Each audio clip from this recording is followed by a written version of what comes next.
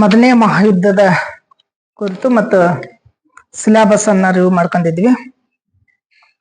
ಬಹುತೇಕ ನಿಮ್ಮೆಲ್ಲರಿಗೂ ಗೊತ್ತೈತಿ ಮೊದಲನೇ ಮಹಾಯುದ್ಧ ಅಂತೇಳಿ, ಅಥವಾ ಮಹಾಯುದ್ಧ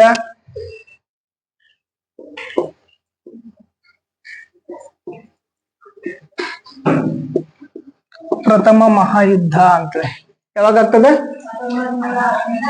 1918 1914ರಿಂದ 1918 ಮೊದಲನೇ ಮಹಾಯುದ್ಧ ಆಗ್ತದೆ. ನಿಮ್ಮೆಲ್ಲರಿಗೂ ನಿನ್ನೆ ಗೊತ್ತಾಗ್ಯದ, ಬಹುತೇಕವಾಗಿ ಮೊದಲನೇ ಮಹಾಯುದ್ಧ ಇಡೀ ಜಗತ್ತನ್ನ ಬೆರಗುಗೊಳಿಸಿರ್ತಕ್ಕಂಥದ್ದು. ಕೇವಲ ಯುರೋಪಿನಲ್ಲಿ ಆಗಿರ್ತಕ್ಕಂಥ ಯುದ್ಧ ಯುರೋಪಿಗೆ ಅಷ್ಟೇ ಸೀಮಿತ ಆಗ್ಲಿಲ್ಲ, ಜಗತ್ತಿನ ಬಹುತೇಕ ರಾಷ್ಟ್ರಗಳಿಗೂ ಏನಪ್ಪಾ ಅಂತಂದ್ರೆ ಈ ಯುದ್ಧದ ಪರಿಣಾಮಗಳು ಬೀರಿದು. ವಿಶ್ವ ಎಂದೂ ಕಂಡರಿಯದಂತಹ ಸಾವು ನೋವುಗಳು ಈ ಯುದ್ಧದಿಂದ ಅದು ಭೀಕರವಾಗಿರ್ತಕ್ಕಂಥ ವಿನಾಶ ಆತು, ಆರ್ಥಿಕ ಮುಗ್ಗಟ್ಟು ಸಂಭವಿಸಿತು, ರೋಗ ರುಜಿನಗಳು ಹಬ್ಕೊಂಡು.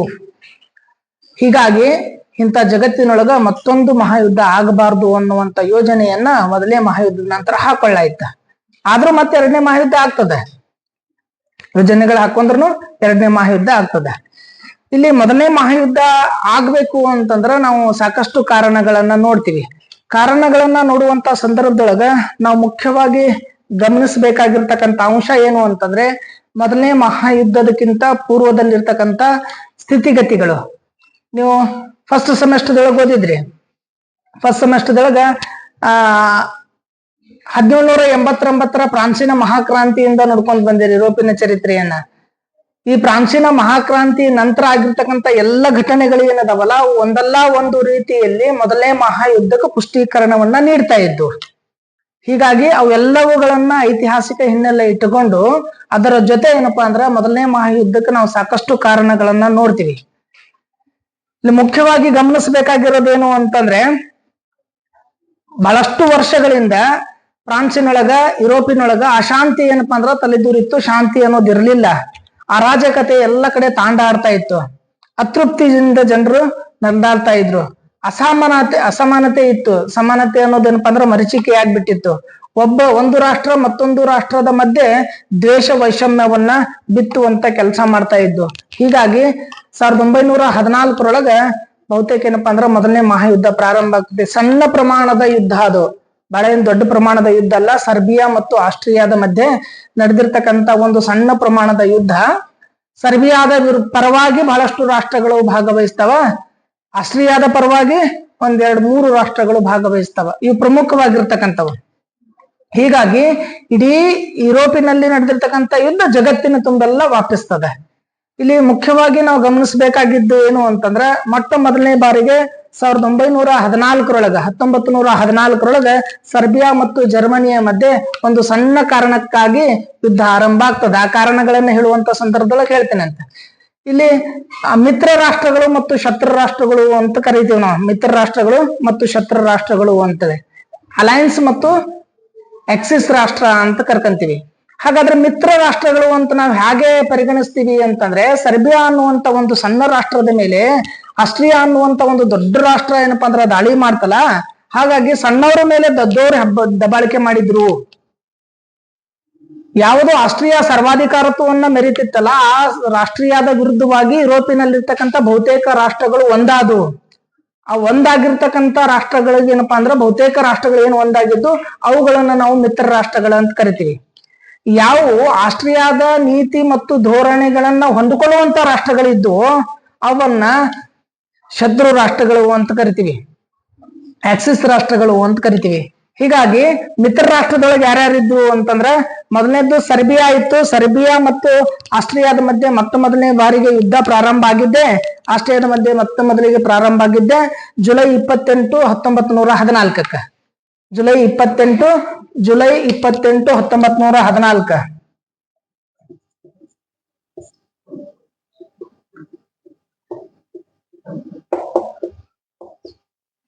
ಜುಲೈ 28, 1914 ಮೊದಲನೇ ಬಾರಿಗೆ ಸರ್ಬಿಯಾ ಏನಪ್ಪಾ ಅಂತಂದ್ರ, ಸರ್ಬಿಯಾ ಮತ್ತು ಆಸ್ಟ್ರಿಯಾ ಎರಡೂ ಸೇಮ್ ಏನಪ್ಪಾ ಅಂದ್ರೆ ಆಸ್ಟ್ರಿಯಾ ಮತ್ತು ಸರ್ಬಿಯಾ ಎರಡೂ ಮಧ್ಯೆ ಯುದ್ಧ ಆರಂಭ ಆಗ್ತತಿ. ಸಣ್ಣ ಪ್ರಮಾಣದ ಯುದ್ಧ ಅಲ್ಲ ಅದು. ಮೊದಲ ಅವರು ಹೇಳಿಕೆಗಳನ್ನ ಕೇಳ್ತಾರೆ, ತತ್ಕ್ಷಣ ಕಾರಣ ಅಂತ ಹೇಳ್ಕೊಂತೀವಿ ನಾವು.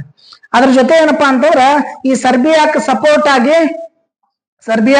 ಆಗಿ ಸರ್ಬಿಯಾ ಒಂದು ಸಣ್ಣ ರಾಷ್ಟ್ರದ ಮೇಲೆ ಇಂತ ದೊಡ್ಡ ರಾಷ್ಟ್ರ ಅದ ಬಳಕೆ ಮಾಡ್ತೈತಿ ಅನ್ನೋ ಕಾರಣಕ್ಕಾಗಿ ಸರ್ಬಿಯಾಕ್ ಸಪೋರ್ಟ್ ಆಗಿ ರಷ್ಯಾ ಆಗಸ್ಟ್ 1ಕ್ಕೆ ಸೇರ್ತದೆ, ಸರ್ಬಿಯಾದ ಜೊತೆ ಸೇರ್ತತಿ. ಆಗಸ್ಟ್ 1ಕ್ಕೆ ಸರ್ಬಿಯಾದ ಜೊತೆ ಬಂದ್ ಸೇರ್ತದೆ. ಆಗಸ್ಟ್ 1, 1914 ರಷ್ಯಾ ಬಂದೇನಪ್ಪಾ ಅಂದ್ರೆ ಸರ್ಬಿಯಾದ ಜೊತೆ ಸೇರ್ತದೆ, ಸಪೋರ್ಟ್ ಮಾಡ್ತೈತಿ ಅದಕ್ಕೆ. ಅದಾದ್ಮೇಲೆ ಫ್ರಾನ್ಸ್ ಸಪೋರ್ಟ್ ಮಾಡ್ತೈತಿ ಆಗಸ್ಟ್ 3ಕ್ಕೆ. ಆಗಸ್ಟ್ 3, 1914 ಅಲ್ಲಿ ಏನಪ್ಪಾ ಅಂದ್ರೆ ಫ್ರಾನ್ಸ್ ಬಂದು ಸರ್ಬಿಯಾಕ್ ಸಪೋರ್ಟ್ ಮಾಡ್ತೈತಿ. ಆಮೇಲೆ ಬೆಲ್ಜಿಯಂ ಬಂದು ಸಪೋರ್ಟ್ ಮಾಡ್ತೈತಿ ಆಗಸ್ಟ್ 4ಕ್ಕೆ. ಆಗಸ್ಟ್ 4, 1914 ಬೆಲ್ಜಿಯಂ ಬಂದ್ ಸಪೋರ್ಟ್ ಮಾಡ್ತೈತಿ. ಅದಾದ್ಮೇಲೆ ಬ್ರಿಟನ್ ಸಾಮ್ರಾಜ್ಯ ಅಥವಾ ಬ್ರಿಟಿಷ್ ಸಾಮ್ರಾಜ್ಯ ಏನಪ್ಪಾ ಅಂದ್ರೆ ಆಗಸ್ಟ್ 4ಕ್ಕೆ 1914 ಆಗಸ್ಟ್ 4ಕ್ಕೆ ಬಂದ್ ಸಪೋರ್ಟ್ ಮಾಡ್ತದೆ. ಆ ಮಾಂಟೆನಿಗ್ರೋ ಅನ್ನುವಂತ ರಾಷ್ಟ್ರನು ಏನಪ್ಪಾ ಅಂದ್ರೆ ಆಗಸ್ಟ್ 4ಕ್ಕೆ ಬಂದ್ ಸಪೋರ್ಟ್ ಮಾಡ್ತೈತಿ. ಜಪಾನ್ ರಾಷ್ಟ್ರನು ಸಹ ಸರ್ಬಿಯಾಕ್ ಸಪೋರ್ಟ್ ಮಾಡ್ತೈತಿ ಆಗಸ್ಟ್ 23ಕ್ಕೆ ಬಂದ. ಅದಾದ್ಮೇಲೆ ಇಟ್ಲಿನೂ ಸಪೋರ್ಟ್ ಮಾಡ್ತೈತಿ ಮೇ 23, 1915 ಅಂದ್ರೆ 1914 ಸಪೋರ್ಟ್ ಮಾಡಿದ್ದ ಯಾವುದು ಸರ್ಬಿಯಾ ಮತ್ತು ಆಸ್ಟ್ರಿಯಾದ ಮಧ್ಯೆ ಪ್ರಾರಂಭ ಆಯ್ತು. ಸರ್ಬಿಯಾದ ಜೊತೆ ಸರ್ಬಿಯಾ, ರಷ್ಯಾ, ಫ್ರಾನ್ಸು, ಬೆಲ್ಜಿಯಂ ಮತ್ತು ಬ್ರಿಟನ್ ಸಾಮ್ರಾಜ್ಯ ಇವೆಲ್ಲಾನು ಏನಪ್ಪಾ ಅಂದ್ರೆ ಇದ್ರ ಜೊತೆ ಜಪಾನ್, ಇವು 6 ರಾಷ್ಟ್ರಗಳು 1914 ಜುಲೈದಿಂದ ಆಗಸ್ಟ್ನ ಮಧ್ಯೆ ಏನಪ್ಪಾ ಅಂದ್ರೆ ಬಂದು ಸೇರ್ಕೊಂಡ್ಬಿಟ್ಟು. ಇನ್ನ ಉಳಿದಿರ್ತಕ್ಕಂಥ ರಾಷ್ಟ್ರಗಳು ಏನಪ್ಪಾ ಅಂದ್ರೆ ಇಟ್ಲಿ 1915 ಬಂದು ಸೇರ್ತದೆ. ಇಟ್ಲಿ ಮೇ 23, 1915 ಬಂದು ಇಟ್ಲಿ ಸೇರ್ತದೆ. ಸ್ಯಾನ್ ಮ್ಯಾರಿನೋ ಅನ್ನುವಂತ ರಾಷ್ಟ್ರ ಜೂನ್ 3, 1915 ಬಂದು ಸೇರ್ತದೆ. ಪೋರ್ಚುಗಲ್, ನಾವು ಪೋರ್ಚುಗಲ್ ಅಂತ ಕರಿತೀವಿ. ಪೋರ್ಚುಗಲ್ ಏನಪ್ಪಾ ಅಂತಂದ್ರ ಮಾರ್ಚ್ 9, 1916 ಬಂದು ಸೇರ್ತದೆ. ರುಮೇನಿಯಾ ಆಗಸ್ಟ್ 27, 1916 ಬಂದು ಸೇರ್ತದೆ. ನಾವು ಈ ಮೊದಲನೇ ಮಹಾಯುದ್ಧ ನೋಡುವಂತ ಸಂದರ್ಭದೊಳಗ ಒಂದು ಕ್ರಾಂತಿ ಸಂಭವಿಸ್ತು. ಆ ಕ್ರಾಂತಿದಿಂದಾಗಿ ಒಂದು ರಾಷ್ಟ್ರ ಬಿಟ್ಟು ಹೋಯ್ತು ಅಂತಂದಿದ್ವಿ. ಯಾವುದು? ರಷ್ಯಾ ಕ್ರಾಂತಿ ಅಂತೇಳಿ. ಯಾವಾಗಾಯ್ತು ರಷ್ಯಾ ಕ್ರಾಂತಿ? 1917 ರಷ್ಯಾ ಕ್ರಾಂತಿ ಪ್ರಾರಂಭ ಆಗ್ತದೆ, 1921 ತನಕ ಇರ್ತದೆ. ಆ ಸಂದರ್ಭದಲ್ಲಿ ಮೊದಲನೇ ಮಹಾಯುದ್ಧ ಪ್ರಾರಂಭ ಆಗಿರ್ತೈತಿ. ಮೊದಲನೇ ಮಹಾಯುದ್ಧ ಪ್ರಾರಂಭ ಆದಾಗ ರಷ್ಯಾ ಏನಪ್ಪಾ ಅಂತಂದ್ರ ರಷ್ಯಾ ಆಲ್ರೆಡಿ ಏನಪ್ಪಾ ಅಂದ್ರೆ ರಷ್ಯಾ ಬಂದಿತ್ತು 1914 ಆಗಸ್ಟ್ 1ಕ್ಕೆ. 1914 ಆಗಸ್ಟ್ 1ರಿಂದ 1917 ತನಕ ರಷ್ಯಾ ಇರ್ತೈತಿ. 1917 ತನಕ ಮೊದಲನೇ ಮಹಾಯುದ್ಧದಲ್ಲಿ ತೊಡ್ಕೊಂಡಿರ್ತದೆ. ಆದ್ರೆ ರಷ್ಯಾ ಕ್ರಾಂತಿ ನಡೆದಿದ್ರಿಂದಾಗಿ ಏನಪ್ಪಾ ಅಂದ್ರೆ ರಷ್ಯಾ ಅಲ್ಲಿದಿಂದ ಯುದ್ಧ ರಂಗವನ್ನ ಬಿಟ್ಟು ಏನಪ್ಪಾ ಅಂದ್ರೆ ವಾಪಸ್ ಹೋಗ್ತದೆ. ಆ ಸ್ಥಾನವನ್ನ ಏನಪ್ಪಾ ಅಂದ್ರೆ ಅಲ್ಲಿ ಅಮೆರಿಕ ತುಂಬುತ್ತದೆ. ಅಮೆರಿಕ ಸಂಯುಕ್ತ ಸಂಸ್ಥಾನದ ಪ್ರವೇಶ ಅಂತ ಆಗ್ತದೆ. ಏಪ್ರಿಲ್ 6, 1917 ಏಪ್ರಿಲ್ 6, 1917 ಅಮೆರಿಕ ಏನಪ್ಪಾ ಅಂದ್ರೆ ಯುದ್ಧ ರಂಗವನ್ನ ಪ್ರವೇಶ ಮಾಡ್ತದೆ. ಅಮೆರಿಕ ಯುದ್ಧ ರಂಗ ಪ್ರವೇಶ ಮಾಡಿದಾಗ ಇಡೀ ಮೊದಲನೇ ಮಹಾಯುದ್ಧದ ಯುದ್ಧದ ಗತಿನೇ ಬದಲಾಗ್ಬಿಡ್ತದಂತೆ. ಅಮೆರಿಕ ಆದ್ಮೇಲೆ ಏನಪ್ಪಾ ಅಂದ್ರ ಪನಾಮಾ ಸೇರ್ತದ ಏಪ್ರಿಲ್ 7, 1917. ಕ್ಯೂಬಾ ಸೇರ್ತದ ಏಪ್ರಿಲ್ 7, 1917. ಗ್ರೀಸ್ ಬಂದ್ ಸೇರ್ತದ ಜೂನ್ 27, 1917. ಸಯಾಮ್ ಅನ್ನುವಂತ ರಾಷ್ಟ್ರ ಬಂದ್ ಸೇರ್ತದೆ ಜುಲೈ 22, 1917. ಅದಾದ್ಮೇಲೆ ಲೈಬೇರಿಯಾ ಅನ್ನುವಂತ ರಾಷ್ಟ್ರ ಬಂದ್ ಸೇರ್ತೈತಿ ಆಗಸ್ಟ್ 4, 1917. ಚೀನಾ ಬಂದ್ ಸೇರ್ತದೆ ಆಗಸ್ಟ್ 14, 1917. ಬ್ರೆಜಿಲ್ ಬಂದು ಸೇರ್ತದೆ ಅಕ್ಟೋಬರ್ 26, 1917. ಗ್ಯಾಟಿಮಾಲ್ ಅನ್ನುವಂತ ರಾಷ್ಟ್ರ ಬಂದ್ ಸೇರ್ತದೆ ಏಪ್ರಿಲ್ 23, 1918. ನಿಕಾರಾಗುವಾ ಅನ್ನುವಂತ ರಾಷ್ಟ್ರ ಬಂದ್ ಸೇರ್ತದೆ ಮೇ 8, 1918. ಕೋಸ್ಟರಿಕ್ ಅನ್ನುವಂತ ರಾಷ್ಟ್ರ ಬಂದ್ ಸೇರ್ತದೆ ಮೇ 23, 1918. ಹೈಟಿ ಅನ್ನುವಂತ ರಾಷ್ಟ್ರ ಬಂದ್ ಸೇರ್ತದೆ ಜುಲೈ 12, 1918. ಹೊಂಡೋರಾಸ್ ಅಥವಾ ಹೊಂಡೋರಾವ್ಸ್ ಅಂತಾರ. ಹೊಂಡೋರಾವ್ಸ್ ಅನ್ನುವಂತ ರಾಷ್ಟ್ರ ಬಂದ್ ಸೇರ್ತದೆ ಜುಲೈ 19, 1918. ಹಿಂಗ ಮೊದಲನೇ ಮಹಾಯುದ್ಧದಲ್ಲಿ ನೇರವಾಗಿ ಸರ್ಬಿಯಾದ ಪರವಾಗಿ ಹೋರಾಟಕ್ಕೆ ನಿಂತ ನೇರವಾಗಿ ಬೆಂಬಲ ಕೊಟ್ಟಿರ್ತಕ್ಕಂಥ ರಾಷ್ಟ್ರಗಳಲ್ಲಿ ಏನಪ್ಪಾ ಅಂದ್ರೆ 24 ಪ್ರಮುಖ ರಾಷ್ಟ್ರಗಳ ಅಂತ ಕರ್ಕಂತೀವಿ. ಬಹಳ ಜನ ಪ್ರಶ್ನೆ ಕೇಳ್ತಿರ್ತಾರೆ, ಮೊದಲನೇ ಮಹಾಯುದ್ಧದಾಗ ಭಾರತ ಸಪೋರ್ಟ್ ಮಾಡಿತ್ತೇನು ಅಂತ. ಭಾರತ ಇತ್ತೇನು? ಭಾರತನು ಸಪೋರ್ಟ್ ಮಾಡಿತ್ತು. ಬಟ್ ಏನಪ್ಪಾ ಅಂದ್ರೆ ನೇರವಾಗಿ ಅದು ಯುದ್ಧ ರಂಗವನ್ನ ಪ್ರವೇಶ ಮಾಡಿರ್ಲಿಲ್ಲ ಅಂತ. ಕೆಲವೊಬ್ರು ಪ್ರವೇಶ ಮಾಡಿದ್ರ ಬಗ್ಗೆನೂ ಹೇಳ್ತಾರೆ. ಅದು ಬೇರೆ ಬೇರೆ ವಿಷಯಗಳು, ಯಾವ ಸಂಶೋಧನೆಗಳ ಹೊಸ ಸಂಶೋಧನೆಗಳ ಆಧಾರದ ಮೇಲೆ ಹೇಳ್ತಿರ್ತಾರೆ. ಇವೆಲ್ಲ ನಾವೇನಪ್ಪಾ ಅಂತಂದ್ರೆ ಮಿತ್ರ ರಾಷ್ಟ್ರಗಳು ಅಂತ ಕರ್ಕಂತೀವಿ. ಇನ್ನ ಇವರ ವಿರುದ್ಧವಾಗಿ ಹೋರಾಟ ಯಾರು ಮಾಡ್ತಿದ್ರು ಅಂತಂದ್ರೆ ನಮ್ಗೆ ಗೊತ್ತಿರೋದೇನಪ್ಪಾ ಅಂದ್ರೆ ಆಸ್ಟ್ರಿಯಾ ಮತ್ತು ಸರ್ಬಿಯಾದ ಮಧ್ಯೆ ಯುದ್ಧ ಪ್ರಾರಂಭ ಆಗಿದ್ದು ಜುಲೈ 28, 1914. ಇನ್ನು ಆಸ್ಟ್ರಿಯಾದ ಧೋರಣೆ ಹೇಗಿತ್ತು ಅಂತಂದ್ರೆ ಆಸ್ಟ್ರಿಯಾದ ನಿರಂಕುಶ ಪ್ರಭುತ್ವ ಸರ್ವಾಧಿಕಾರದ ಧೋರಣೆಯಾಗಿತ್ತು. ಇಡೀ ಯುರೋಪಿನೊಳಗೆ ನಾವೇ ಶ್ರೇಷ್ಠರು, ಜಗತ್ತನ್ನ ನಾವೇ ಆಳ್ಬೇಕು ಅನ್ನುವಂತ ಕಲ್ಪನೆ ಅವರಲ್ಲಿತ್ತೆ. ಹೀಗಾಗಿ ಆ ದೃಷ್ಟಿಯನ್ನ ಇಟ್ಟುಕೊಂಡವ್ರು ಯಾರ್ಯಾರು ಅದಾರಲ್ಲ ಅವರೆಲ್ಲರೂ ಆಸ್ಟ್ರಿಯಾಕ್ಕೆ ಸಪೋರ್ಟ್ ಮಾಡ್ತಾರೆ. ಅವುಗಳನ್ನ ಶತ್ರು ರಾಷ್ಟ್ರ ಅಂತ ಕರಿತೀವಿ ಅಥವಾ ಆಕ್ಸಿಸ್ ರಾಷ್ಟ್ರಗಳು ಅಂತ ಕರಿತೀವಿ. ಇಲ್ಲಿ ಮುಖ್ಯವಾಗಿ ಬರೋದೇನಪ್ಪಾ ಅಂದ್ರೆ ಆಸ್ಟ್ರಿಯಾ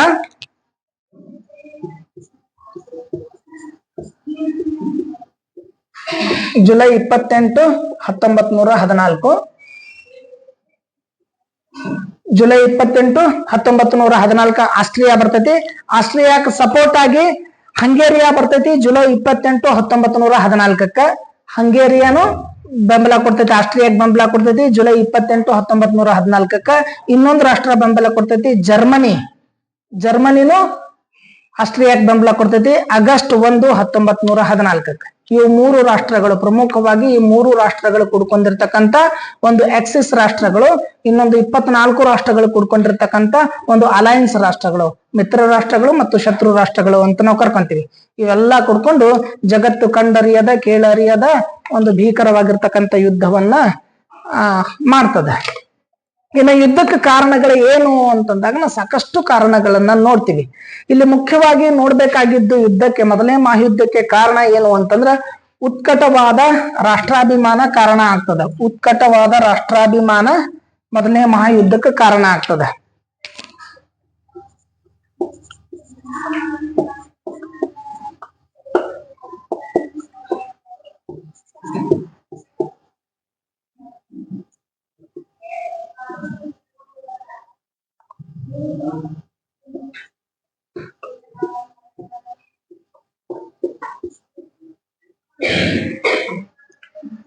ಉತ್ಕಟವಾದ ರಾಷ್ಟ್ರಾಭಿಮಾನ ಮೊದಲನೇ ಮಹಾಯುದ್ಧಕ್ಕೆ ಕಾರಣ ಆಗ್ತದ. ಹಂಗಂದ್ರೆ ಏನು ಅಂತ ಉತ್ಕಟವಾದ ರಾಷ್ಟ್ರಾಭಿಮಾನಕ್ಕೆ ಮತ್ತು ಉತ್ಕಟವಾದ ರಾಷ್ಟ್ರಾಭಿಮಾನಕ್ಕೆ ಏನ್ ವ್ಯತ್ಯಾಸ ಅದ ಅಂತ.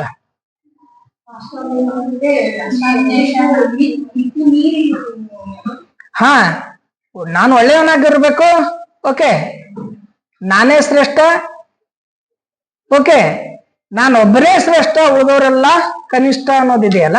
ನಮ್ಮ ರಾಷ್ಟ್ರನೇ ಶ್ರೇಷ್ಠ, ಉಳಿದಿದ್ದೆಲ್ಲ ಕನಿಷ್ಠ ಇದೆಯಲ್ಲ.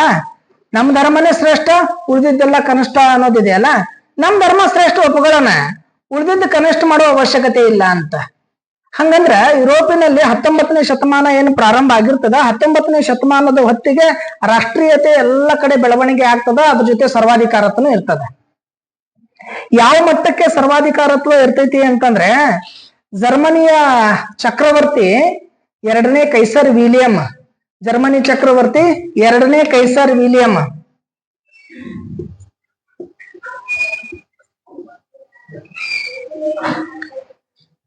ಜರ್ಮನಿಯ ಚಕ್ರವರ್ತಿ 2ನೇ ಕೈಸರ್ ವಿಲಿಯಂ ಏನದನಲ್ಲ, ಅವನದೊಂದು ಉತ್ಕಟವಾಗಿರ್ತಕ್ಕಂಥ ರಾಷ್ಟ್ರಾಭಿಮಾನ. ಆ 2ನೇ ಕೈಸರ್ ವಿಲಿಯಂ ಹೇಳ್ತಿರ್ತಾನಂತ ಜನರಿಗೆ, ಜಗತ್ತಿಗೆ ಹೇಳ್ತಿರ್ತಾನಂತವ. ಏನ್ ಹೇಳ್ತಿರ್ತಾನಂತಂದ್ರೆ, ನಾವು ಉಚ್ಚ ವರ್ಗಕ್ಕೆ ಸೇರಿರ್ತಕ್ಕಂಥವ್ರು. ಯಾರು? ಜರ್ಮನ್ಸ್. 2ನೇ ಕೈಸರ್ ವಿಲಿಯಂ ಮತ್ತು ಅವನ ವಂಶಸ್ಥರು ಎಲ್ಲಾರು ನಾವು ಉಚ್ಚ ವರ್ಗಕ್ಕೆ ಸೇರಿರ್ತಕ್ಕಂಥವ್ರು. ಪ್ರಪಂಚದೊಳಗ ಅಂದ್ರೆ ಇಡೀ ಜಗತ್ತಿನೊಳಗ ನಾಗರಿಕರನ್ನಾಗಿ ಅನಾಗರಿಕರಿರ್ತಕ್ಕಂಥ ಜನರನ್ನ ನಾಗರಿಕರನ್ನಾಗಿ ಮಾಡೋದ್ರ ಸಲುವಾಗಿನೇ ದೇವ್ರು ನಮ್ಮನ್ನ ಸೃಷ್ಟಿ ಮಾಡ್ಯಾನ ಅಂತ 2ನೇ ಕೈಸರ್ ವಿಲಿಯಂ ಹೇಳ್ತಿರ್ತಾನಂತ. ಅವ ಹೇಳೋದೇನು, ಜಗತ್ತಿನಲ್ಲಿರ್ತಕ್ಕಂಥ ಜನರನ್ನ ನಾಗರಿಕರನ್ನಾಗಿ ಮಾಡೋದ್ರ ಸಲುವಾಗಿನೇ ದೇವ್ರು ನಮ್ಮನ್ನ ಸೃಷ್ಟಿ ಮಾಡ್ಯಾನ ಅಂತ ಹೇಳ್ತಾನೆ. ಹಂಗಂದ್ರ ಜರ್ಮನ್ನ 2ನೇ ಕೈಸರ್ ವಿಲಿಯಂ ವಂಶಸ್ಥರನೇ ಜನರನ್ನ ನಾಗರಿಕರನ್ನಾಗಿ ಮಾಡ್ತಿದ್ರು, ಉಳಿದಿದ್ದು ಆ ರಾಷ್ಟ್ರದೊಳಗ ನಾಗರಿಕತೆ ಇರ್ಲೇ ಇಲ್ಲೇನೋ ಅನ್ನುವಂತ ಪ್ರಶ್ನೆ. ಇದು ಉತ್ಕಟವಾಗಿರ್ತಕ್ಕಂಥ ರಾಷ್ಟ್ರಾಭಿಮಾನ ಅಂತ ಕರ್ಕಂತೀವಿ. ಇದ್ರ ಜೊತೆ ಏನಪ್ಪಾ ಅಂತಂದ್ರ ನಮ್ಮ ಭಾಷೆ ಶ್ರೇಷ್ಠ, ನಮ್ಮ ಜನಾಂಗ ಶ್ರೇಷ್ಠ, ನಮ್ಮ ಸಂಸ್ಕೃತಿ ಶ್ರೇಷ್ಠ ಅನ್ನುವಂತ ಭಾವನೆಗಳು ಬರ್ತಾವ. ನಮ್ಮದೇ ಶ್ರೇಷ್ಠ, ಉಳುಕಿದ್ದೆಲ್ಲವೂ ಕನಿಷ್ಠ. ನಮ್ಮ ಸಂಸ್ಕೃತಿ ಇಡೀ ರಾಷ್ಟ್ರದ ಏನಪ್ಪಾ ಅಂದ್ರೆ ಇಡೀ ಜಗತ್ತಿಗೆ ಹಬ್ಬಬೇಕು. ರಾಷ್ಟ್ರದ ಸ್ವಪ್ರತಿಷ್ಠೆಯನ್ನ ಹೇರುವಂತ ಕೆಲಸ ಏನಪ್ಪಾ ಅಂದ್ರೆ ಇಲ್ಲಿ ಆಗ್ತದ. ಹೀಗಾಗಿ ಏನಪ್ಪಾ ಅಂತಂದ್ರೆ ಉತ್ಕಟವಾಗಿರ್ತಕ್ಕಂಥ ರಾಷ್ಟ್ರಾಭಿಮಾನ ಉತ್ಕಟವಾಗಿರ್ತಕ್ಕಂಥ ರಾಷ್ಟ್ರಾಭಿಮಾನದಿಂದ ಜರ್ಮನಿ ಮತ್ತು ಇಂಗ್ಲೆಂಡ್ನಂತ ದೊಡ್ಡ ರಾಷ್ಟ್ರಗಳೇನದಾವಲ್ಲ ಆ ರಾಷ್ಟ್ರಗಳ ಮಧ್ಯೆ ವೈಮನಸ್ಸುಗಳು ಹುಟ್ಟಕ್ ಪ್ರಾರಂಭ ಆಗ್ತತಿ. ಯಾಕ ನಾಯಕ್ ಶಾಣೆ ಇಲ್ಲ, ನಾನೇ ಕ್ಷಣೆ ಇಲ್ಲ ಅಂತ ಆಕೆ ಅಷ್ಟ ಶಾಣೆ ಅದಳೇನು, ನಾನು ಶಾಣೆ ಅದೀನಿ. ಅವ್ರಷ್ಟ ಶ್ರೀಮಂತರದಾರೇನು, ನಾನು ಶ್ರೀಮಂತ ಅದೀನಿ. ಅವ್ರಷ್ಟ ದೊಡ್ಡವ್ರು ಅದಾರೇನು, ನಾನು ದೊಡ್ಡವಕ್ಕೆ ಅದೀನಿ. ಅಂದ್ರೇನು, ನಾನು ಶ್ರೇಷ್ಠ ನೀನು ಶ್ರೇಷ್ಠ ಅನ್ನೋದ್ರೊಳಗ ಇಬ್ಬರ ಮಧ್ಯೆ ವೈಷಮ್ಯಗಳು ಪ್ರಾರಂಭ ಆಗ್ತಾವ. ಹೀಗಾಗಿ ಏನಪ್ಪಾ ಅಂತಂದ್ರೆ ಇಲ್ಲಿ ಬಹಳ ಬಲಿಷ್ಠವಾಗಿರ್ತಕ್ಕಂಥ ಇಂಗ್ಲೆಂಡ್, ಕಡಲ ತೀರದ ರಾಣಿ ಅಂತ ಅನ್ಸ್ಕೊಂಡಿರ್ತಕ್ಕಂಥ ಇಂಗ್ಲೆಂಡ್ ಮತ್ತು ಜರ್ಮನಿಯ ಮಧ್ಯೆ ವೈಮನಸ್ಸುಗಳು ಪ್ರಾರಂಭ ಆಗ್ತಾವ. ಇದೇ ವೈಮನಸ್ಸು ಏನಪ್ಪಾ ಅಂದ್ರೆ ಮುಂದೆ ಅವರಲ್ಲಿ ಮತ್ಸರ ಭಾವನೆ, ಅವರಲ್ಲಿ ವಿರೋಧ ಭಾವನೆಗಳು ಪ್ರಾರಂಭ ಆಗ್ತವ. ಇದು ಮುಂದೆ ಅವರವರೊಳಗ ನೌಕಾಶಕ್ತಿಯನ್ನ, ಮಿಲಿಟರಿ ಶಕ್ತಿಯನ್ನ ಹೆಚ್ಚಿಸಿಕೊಳ್ಳಕ್ ಪ್ರಾರಂಭ ಆಗ್ತತಿ. ಶಸ್ತ್ರಾಸ್ತ್ರಗಳನ್ನ ತಯಾರು ಮಾಡಕ್ ಪ್ರಾರಂಭ ಮಾಡ್ತಾರ, ಅವುಗಳನ್ನ ಸೇಕರಣೆ ಮಾಡ್ಕೊಳಕ್ ಪ್ರಾರಂಭ ಮಾಡ್ತಾರ.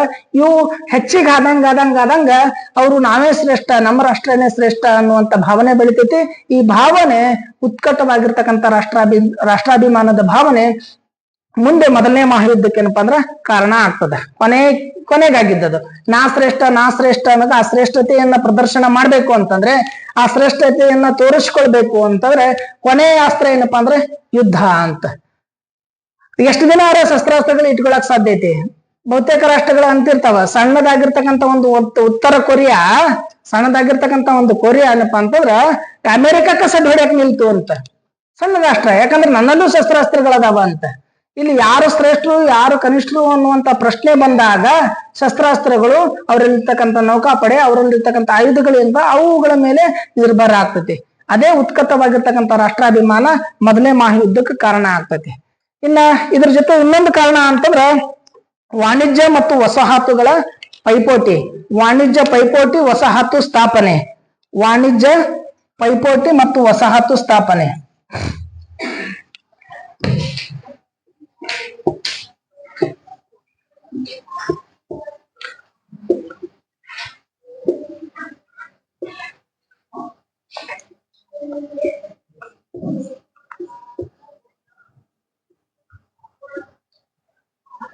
ವಾಣಿಜ್ಯ ಪೈಪೋಟಿ ಮತ್ತು ವಸಾಹತು ಸ್ಥಾಪನೆ ಅಂತ ಇದು ಬಹಳ ಮುಖ್ಯವಾಗಿ ಗಮನಿಸಬೇಕಾಗಿದೆ. ಕೇವಲ ಯುರೋಪಿಗೆ ಅಷ್ಟೇ ಅಲ್ಲ, ಇದು ಇಡೀ ಜಗತ್ತಿಗೆ ಸಂಬಂಧಪಟ್ಟಿರ್ತಕ್ಕಂಥದ್ದು. ಭೌಗೋಳಿಕ ಅನ್ವೇಷಣೆಗಳಂತ ಆಗ್ತಾವಲ್ಲ, ಯಾವಾಗ ಆಗ್ತಾವ ಭೌಗೋಳಿಕ ಅನ್ವೇಷಣೆ?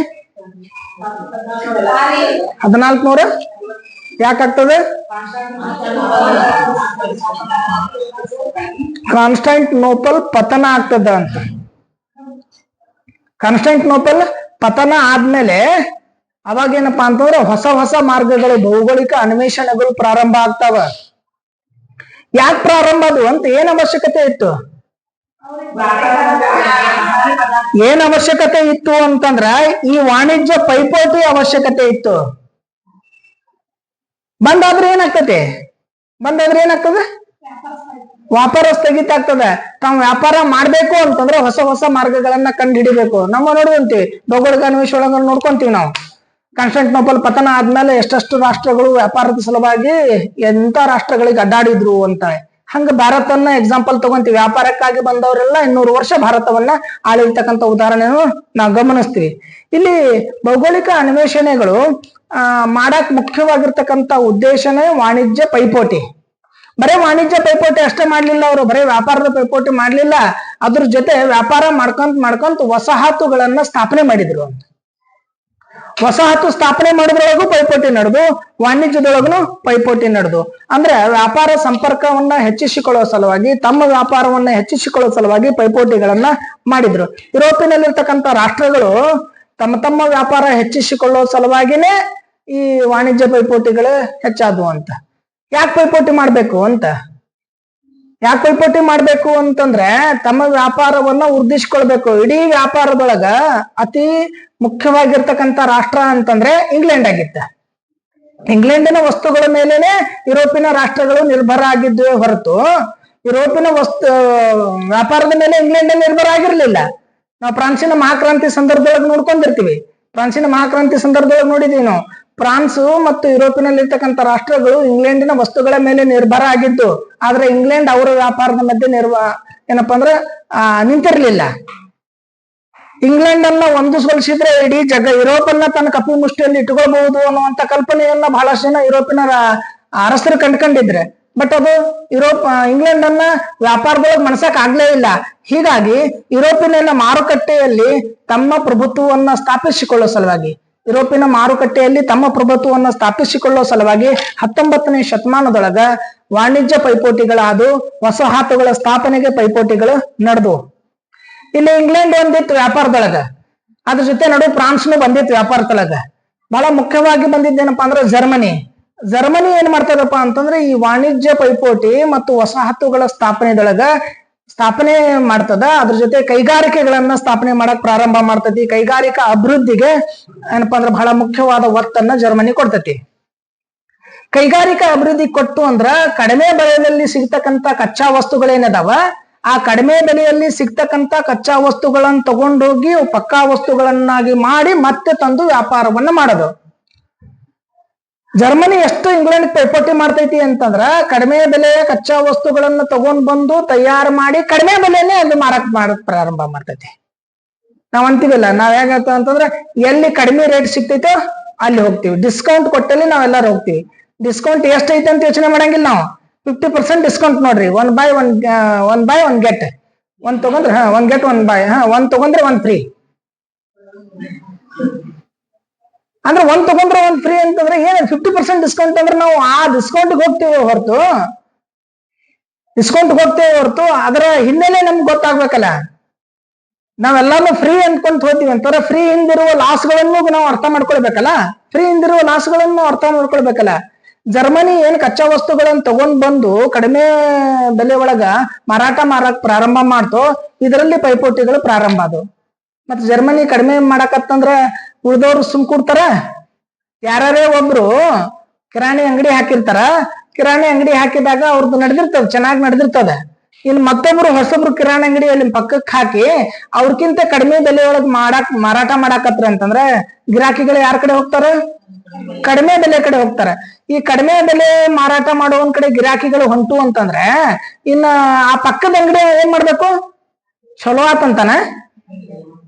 ಚಲೋ ಆತನದಿಲ್ಲವ. ಅವನ್ ಜೊತೆ ನೋಡಿದ್ರೇನಪ್ಪಾ ಅಂದ್ರ ದ್ವೇಷ ವೈಷಮ್ಯವನ್ನ ಬಿತ್ತಾಕ್ ಪ್ರಾರಂಭ ಮಾಡ್ತಾನೆ.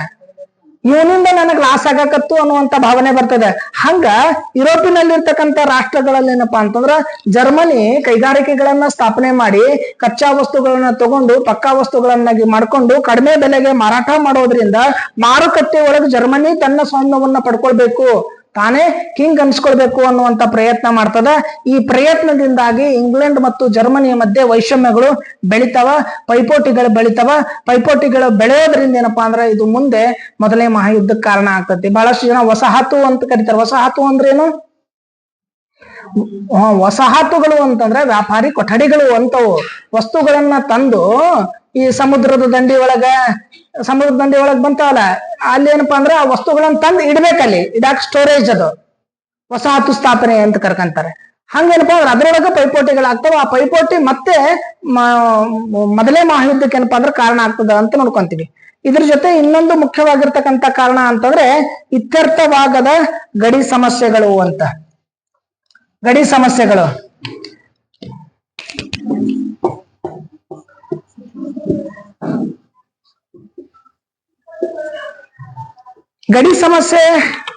ಗಡಿ ಸಮಸ್ಯೆ ಏನು ಈಗಿಂದಲ್ಲ. ಫ್ರಾನ್ಸಿನ ಮಹಾಕ್ರಾಂತಿ ಆಗೋಕ್ಕಿಂತ ಪೂರ್ವದಲ್ಲಿನೂ ಗಡಿ ಸಮಸ್ಯೆಗಳಿದ್ದು, ಫ್ರಾನ್ಸಿನ ಮಹಾಕ್ರಾಂತಿ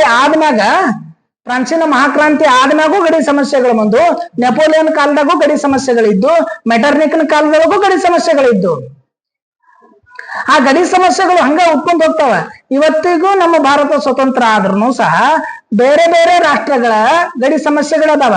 ರಾಜ್ಯದೊಳಗನೆ ರಾಜ್ಯಗಳ ಗಡಿ ಸಮಸ್ಯೆಗಳದಾವ, ಜಿಲ್ಲೆಯ ಗಡಿ ಸಮಸ್ಯೆಗಳದಾವ. ಹಾಗಾಗಿ ಆ ಸಂದರ್ಭದಲ್ಲಿ ಏನಪ್ಪಾ ಅಂತಂದ್ರ ಯುರೋಪಿನಲ್ಲಿ ಇತ್ಯರ್ಥವಾಗದ ಗಡಿ ಸಮಸ್ಯೆಗಳು ಇದ್ದು ಅಟೋ ಸಾಲ್ವ್ ಆಗೋದೇ ಇಲ್ಲ. ಅದು ಹಾಗೆ ಕರ್ನಾಟಕ ಮಹಾರಾಷ್ಟ್ರದ ಗಡಿ ಸಮಸ್ಯೆಗಳದಾವ, ಅವು ಸಮಸ್ಯೆ ಸಾಲ್ವ್ ಆಗೋದೇ ಇಲ್ಲ. ಯಾಕಂದ್ರೆ ಭಾಷಾವಾರು ಪ್ರಾಂತ್ಯಗಳ ರಚನೆ ಅಂತ ಅನ್ಕೊಂತೀವಲ್ಲ, ಆ ಆಧಾರದ ಮೇಲೆ ಆಗಿದ್ದು. ಅದಕ್ಕೇನಪ್ಪಾ ಅಂತಂದ್ರೆ ಈ ಗಡಿ ಸಮಸ್ಯೆಗಳಲ್ಲಿ ಬಹಳ ಮುಖ್ಯವಾಗಿ ವಿಯೆನ್ನಾ ಕಾಂಗ್ರೆಸ್ ಸಮ್ಮೇಳನ ಅಂತ ಆಗಿರ್ತದಲ್ಲ. ಯಾವಾಗ? 1815 ವಿಯೆನ್ನಾ ಕಾಂಗ್ರೆಸ್ ಸಮ್ಮೇಳನ ಆಗಿರ್ತದೆ. ಯಾರು ಅದ್ರ ನೇತೃತ್ವ ವಹಿಸ್ಕೊಂಡವ?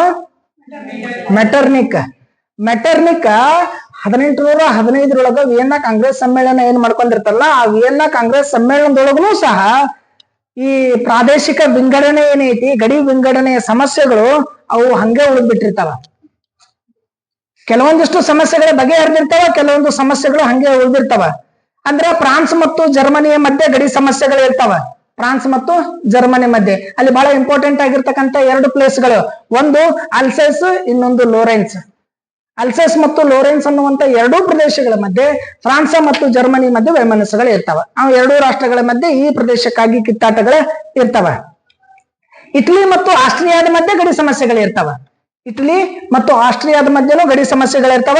ಅಲ್ಲಿ ಟ್ರಿಂಟಿನೋ ಮತ್ತು ಟ್ರೈಸಿಸ್ ಅನ್ನುವಂಥದ್ದು, ಟ್ರಿಂಟಿನೋ ಮತ್ತು ಟ್ರೈಟಿಸ್ ಅನ್ನುವಂತ ಎರಡು ಪ್ರದೇಶಗಳ ಮಧ್ಯೆ ಅಲ್ಲಿ ಏನಪ್ಪಾ ಅಂದ್ರೆ ಗಡಿ ಸಮಸ್ಯೆಗಳು ಇರ್ತಾವ. ಬರೀ ಈ ಅಷ್ಟೇ ರಾಷ್ಟ್ರಗಳಲ್ಲ, ಇದ್ರ ಜೊತೆ ಏನಪ್ಪಾ ಅಂದ್ರೆ ಸಣ್ಣ ಪುಟ್ಟ ರಾಷ್ಟ್ರಗಳ ಮಧ್ಯೆನೂ ಗಡಿ ಸಮಸ್ಯೆಗಳು ಇರ್ತಾವ. ಗ್ರೀಕ್ದ ಗಡಿ ಸಮಸ್ಯೆ ಇರ್ತೈತಿ, ಸರ್ಬಿಯಾದ ಗಡಿ ಸಮಸ್ಯೆ ಇರ್ತೈತಿ, ಬೆಲ್ಜಿಯಂದ ಗಡಿ ಸಮಸ್ಯೆ ಇರ್ತೈತಿ, ಬಲ್ಗೇರಿಯಾದ ಇರ್ತೈತಿ, ರುಮೇನಿಯಾದ ಇರ್ತೈತಿ. ಅಂದ್ರೆ ಬಹುತೇಕ ರಾಷ್ಟ್ರಗಳಲ್ಲಿ, ಯುರೋಪಿನಲ್ಲಿರ್ತಕ್ಕಂಥ ಬಹುತೇಕ ರಾಷ್ಟ್ರಗಳಲ್ಲಿ ರಾಷ್ಟ್ರಗಳ ಮಧ್ಯೆ ಗಡಿ ಸಮಸ್ಯೆಗಳು ಇರ್ತಾವ.